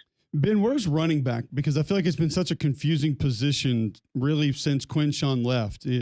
We felt like we knew who the guy was going to be. Then we didn't see the guy until later in the year last year. Then he plays a little bit, then he doesn't play. There's 17 guys through the portal that they get, going into spring last year. Some stay, some don't. Logan Diggs is back, but we hadn't seen him play much football recently. Feels like he could be a hammer and be great if he's available. Just kind of give us that room and where it stands today. Yeah. It's funny because I was on your show complaining about Ulysses Bentley, and then like the next game, Cole texts me because like he breaks the 90 whatever yard or 70 yard whatever it was in the state. To say it was a year-long point of contention would be a dramatic understatement. Drastic understatement, but it was. It didn't make any sense. You had Micah Davis, who's now at Southern Miss, transferred to Southern Miss, getting starts at running back over other options that they got out of the portal, like Rashad Amos, who's now at I can't even remember the last I heard. Georgia State, I think. Yeah, there you go. So you're a better man than me. But I think what they've done this offseason is really address that position efficiently and with real depth of options. Shakai Mills-Knight is a high school player that was a 4-star recruit that they signed. I didn't get him for spring, but he was there for a couple practices, and the kid's huge. He's 6'4". He got a real punishing running style to him. But they love Keywan Lacey. They loved him coming out of high school, and they got him as a transfer from Missouri. Logan Diggs does look healthy. Last year, he just was recovering. I mean, he tore his ACL the last game against he was the LSU Tigers. So as much as he wanted to get on the field, almost desperately wanted him because of that spotty running back room that they had. He just wasn't ready, but he looks ready now. But I agree with you. I think he's more of a timeshare kind of running back. So those three are who they've really been leaning on, or really are excited to lean on going into next year. But I'm really fascinated by Damian Taylor, the transfer from Troy, 1,000-yard rusher last year. This is a player that was coveted in the portal, not just by Ole Miss, but Oklahoma, Colorado, a bunch of teams went after him. And Ole Miss really made a point to go after transfer running backs in the first portal. Justice Hayes, who's at Michigan, pick your guy. There's a number of guys, and the number was so high to get this player at this time and kind of fill a room that I feel is ascending. I think is a really important piece. So, like I said, the roster, while there's a lot to prove, right? There's a lot of guys out there. Like there's no sure things not many sure things that jump out at you. This roster was built to grow with and around Austin Simmons, and that includes at running back with high upside, if not volatile resumes like Keywan Lacey, Logan Diggs with the injury history, Shakai Mills-Knight because he's a high school player. But they saw the need too. They knew what the need was, and they're always going to leave themselves open to even more options at running back. But I think Damian Taylor is a huge boost to the room. And don't forget also Dominic Thomas from Georgia State last year. He's back as a short yardage back. They lost Jordan Simmons, who signed in the winter portal, went through spring, didn't really do much, and then left. So best of luck to him. Almost hardly knew him. But, I think that speaks a little bit, too, about where the running back hierarchy is right now, including Keywan, who had a great spring, Logan, and those guys as well. So it's a better room than it was last year. But I'm with you. I'm going to wait and see it first. You know what I mean? I'm going to wait and see what it looks like first. Ben, we appreciate the time, man. A lot of information, great information. Thanks for joining us. Look forward to catching up again soon. Y'all the best. Appreciate y'all. There you go. Ben Garrett at Spirit Ben. Can follow him on Twitter. You can find his work at the Ole Miss on 3 network. Everything happening around Ole Miss. We'll follow up a little bit of that, which is kind of where that team may be coming out of spring, and more next on Mac and Cube in the morning.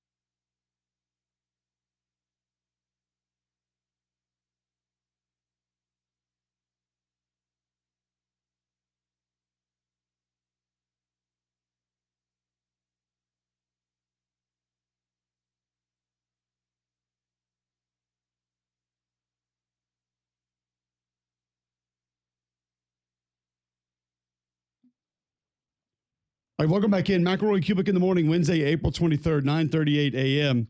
Ben Garrett gave us a ton of information. Great visit with us, but kind of hard to leave that conversation, Greg, and not feel pretty good about what Ole Miss is going to bring back specifically on offense. Yet, some of the issues that showed up last year, I'm not sure that they have real answers for, specifically the offensive line. And if they're not going to be as good up front defensively, you just kind of wonder, with some minor issues in the secondary, how is Pete Golding's group going to look compared to how it looked a year ago? I mean, I'm worried about their defense. I mean, I don't know how else to slice it. I think they have one difference maker up front I feel pretty good about. That's Harris, 51. I like him. Other than that, I don't know about who they have on the interior that I think can be a real game changer. And then on the edges, I think they had such good presence that last year they had 3 or 4 guys that were good off the edge. I don't know who that guy is going to be this year outside of Santarin Perkins, who I like. He's a good player. But he's kind of he's really good, but he's kind of one of those guys that's a little bit better off the blitz. He's a little bit better off the fake spy blitz, late pressure, green dog stuff. So I love him, and he closes like crazy. He's the second fastest guy on the team last year. But I don't know. I don't know about what else they have. I think they lost really good piece at corner in Trey Amos. I thought their safeties were adequate, but not elite. And we all know last year their backup corner, their corner opposite Trey Amos, got torched. That's why they lost games at times. Yeah. Lost one against Kentucky that way, lost one against LSU that way. So I think the defense is going to struggle. I really see that, kind of like that. Offensively, Jackson Dart could manage a little bit of the offensive line stuff because of just his intelligence, his toughness, his mobility. It feels like if the offensive line is similar to what it was last year, it will be even more problematic for Ole Miss this year. Unless they can run the ball. You know what I mean? Like they were a little bit too drop back heavy last year, partly because of their running back depth. But is Ole Miss a team that can run the ball because they can throw the ball, or can just run the ball? But yeah, I mean, don't get me wrong. Like what they've been has been a team that runs it to take pressure off the throw. Not really, being married to the run game. But I think that if you can run the ball a little better than they did last year because they have better depth at running back, then they're going to be in a pretty good spot to keep people honest defensively. Like the teams would just sell out against the pass last year. It's fair. From time to time. I mean, just no regard for human life, straight vertical pass rush. Like that's hard. I don't care what the circumstance. That's hard. And then I don't think the tackle's that good to begin with. I don't think the interior guys are that good to begin with. So when you have just straight vertical passing attack and all I got to worry about is quarterback draw, that makes it tough on the O-line. So I think that their willingness to commit to the run a little bit more will take some of the heat off. Yeah, I would be with you there. And there are some concerns defensively, obviously, with what's going on and who's going to be gone and not knowing exactly who those replacements are going to be going into next season. So when you kind of look at it in its totality, last year we went into the year thinking, okay, this is playoff or bust. This is a team that should be in the playoffs. Do you view it that way this year? And no, what's going to be acceptable from Ole Miss fans? I like their schedule. I don't view them necessarily as a slam dunk playoff team. Last year they should have been in the playoffs. Like roster wise, last year's roster had no business not making the playoffs. Now they didn't because they, wet the bed a couple times, but they absolutely had the talent to be in the playoff. Frankly, if you look at their losses last year, all 3 of them in the regular season, they really shouldn't have lost any of the 3. Right. And they were in full control of 2 out of the 3. And then the Florida one was weird because they couldn't get a short yardage play to save their life. I mean, like how many different short yardage stops did Florida have? That was tough. So, I mean, you really look at it. I think if they go 9-3 again this year, it'd be great. It'd be great. But I don't think that's going to be enough to get to the playoff. I don't think that'll be enough either. And 2, it's still going to be a first-year starting quarterback. And even though there were some lulls with Jackson Dart last year, you would imagine the valleys are going to be much greater than the peaks next year than they were this year. So it'll be interesting to see, interesting to watch. We mentioned earlier in the show, Nico Iamaleava has a new home, as does his brother. What does their head coach have to say about that? We'll hear from him and hear from another coach out west on maybe some of the issues surrounding college football on the other side. First, I'll tell you about Game Day Men's Health. If you're feeling on edge, if you're lacking sleep, lacking energy, Game Day Men's Health wants to help you. Maybe you need to lose a little bit of weight. You're trying to get some extra weight off. They have programs that can help you with that. Go to GameDayMen'sHealth.com right now. Schedule a free consultation. You get a free PSA test, free testosterone test, all free, and find out where your baseline health is. They also have peptides in stock now. Your body quits making these peptides over time. Game Day Men's Health has multiple concoctions that they can put together to be able to help you with skincare, sleep, weight loss, different things to get you back to feeling your best. And Game Day Men's Health wants to help you with that now. Holistic approach to health and wellness. Just go to GameDayMen'sHealth.com right now. Sign up for the free consultation. And you tell them you heard about them right here on Mac and Cube, you save 10%. It's GameDayMen'sHealth.com, GameDayMen'sHealth.com. All right, we'll hear from Deshaun Foster and Kenny Dillingham when we come back next on Mac and Cube in the morning.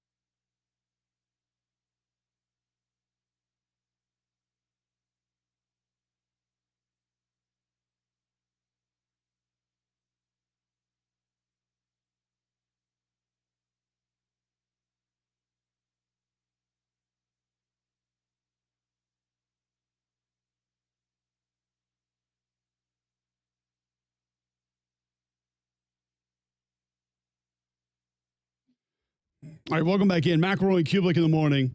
The Iamaleava family been in the news a lot recently, becoming the most hated family in college football. Well, potentially, it's, maybe. No, the most rooted against. most rooted. I don't think anybody against. hates him. Uh, I think a lot of people Not like him. us, but there are. I think a lot of people like him for for forcing Pushing back. the schools to push back. Yeah. Okay. So there are folks that Different way of jump in looking their at it. corner. It is a very different way of looking at it. There's multiple ways to look at sports injuries, but only one for us. There's a reason Auburn Athletics hand-selected Andrew Sports Medicine's Dr. Benton Emblem and Dr. Charles Pitts to serve as their team physicians. They provide the highest quality sports medicine care in an effort to keep the Tiger student-athletes safe, healthy, and competing at the highest level. If Andrew Sports Medicine is the choice for Auburn Athletics, there's no doubt they should be your family's number one choice for sports medicine and orthopedic care. Andrew Sports Medicine has 7 locations across central Alabama, from Birmingham, Coleman, Gardendale, Hoover, Pelham, Trussville. They offer same-day, next-day appointments for acute sports injuries. Visit andrewsportsmedicine.com today to begin your journey of achieving victory over injury. Deshaun Foster meeting with the media yesterday, discussing how he felt about grabbing the number one player in the spring portal. Being able to bring in the number one player in the portal, which is something that we couldn't pass up. A good quarterback, a local kid. A lot of the kids on the team know him, have played with him. So, we're just excited to get him out here, and once he finishes at Tennessee, and get out here and be around our team. So that is Deshaun Foster on bringing in Nico Iamaleava. And if you're UCLA, Greg, if you're a player on that team, do you feel good about how this went down, this taking place? I mean, obviously, there are guys that are probably friends with Joey Aguilar. You hate it for him. You don't like it for him. Sure. He doesn't like it. But you're bringing in a massive talent. You're bringing in an upgrade at quarterback, a position that can change your team, honestly. What do you think the locker room thinks of this right now? I think they probably are loving it. I mean, to an extent, you hate it that there is the professional aspect of, hey, we lost a teammate, but guess what? We upgraded. Like I can remember a few different occasions in the NFL where it's like, all right, well, this guy decided to go elsewhere in free agency. Hey, guess what? We went out and got a rookie that we really like. This worked out great. Like, you're bummed and you're still boys, but then again, we got better. So I think that any way that you can improve your personnel, you're always in a good spot with. Right. And so it's one that you look at, and yeah, the personnel will be improved. Personnel at that position will be better, and that's a position that can make a lot of other positions better. I mean, if you're a receiver, running back, possibly even an offensive lineman, you're probably looking at this saying, absolutely, hell yeah, let's go. We bring in a top tier talent that can make our team different, and you're excited about that. So it's interesting, everything that's happening in college football right now, and how the game has changed in so many different ways. And coaches are having to do different things. Coaches are having to take a different approach with their guys. Arizona State head coach Kenny Dillingham on something he's had to do recently that I imagine no coach ever really envisioned having to have this conversation.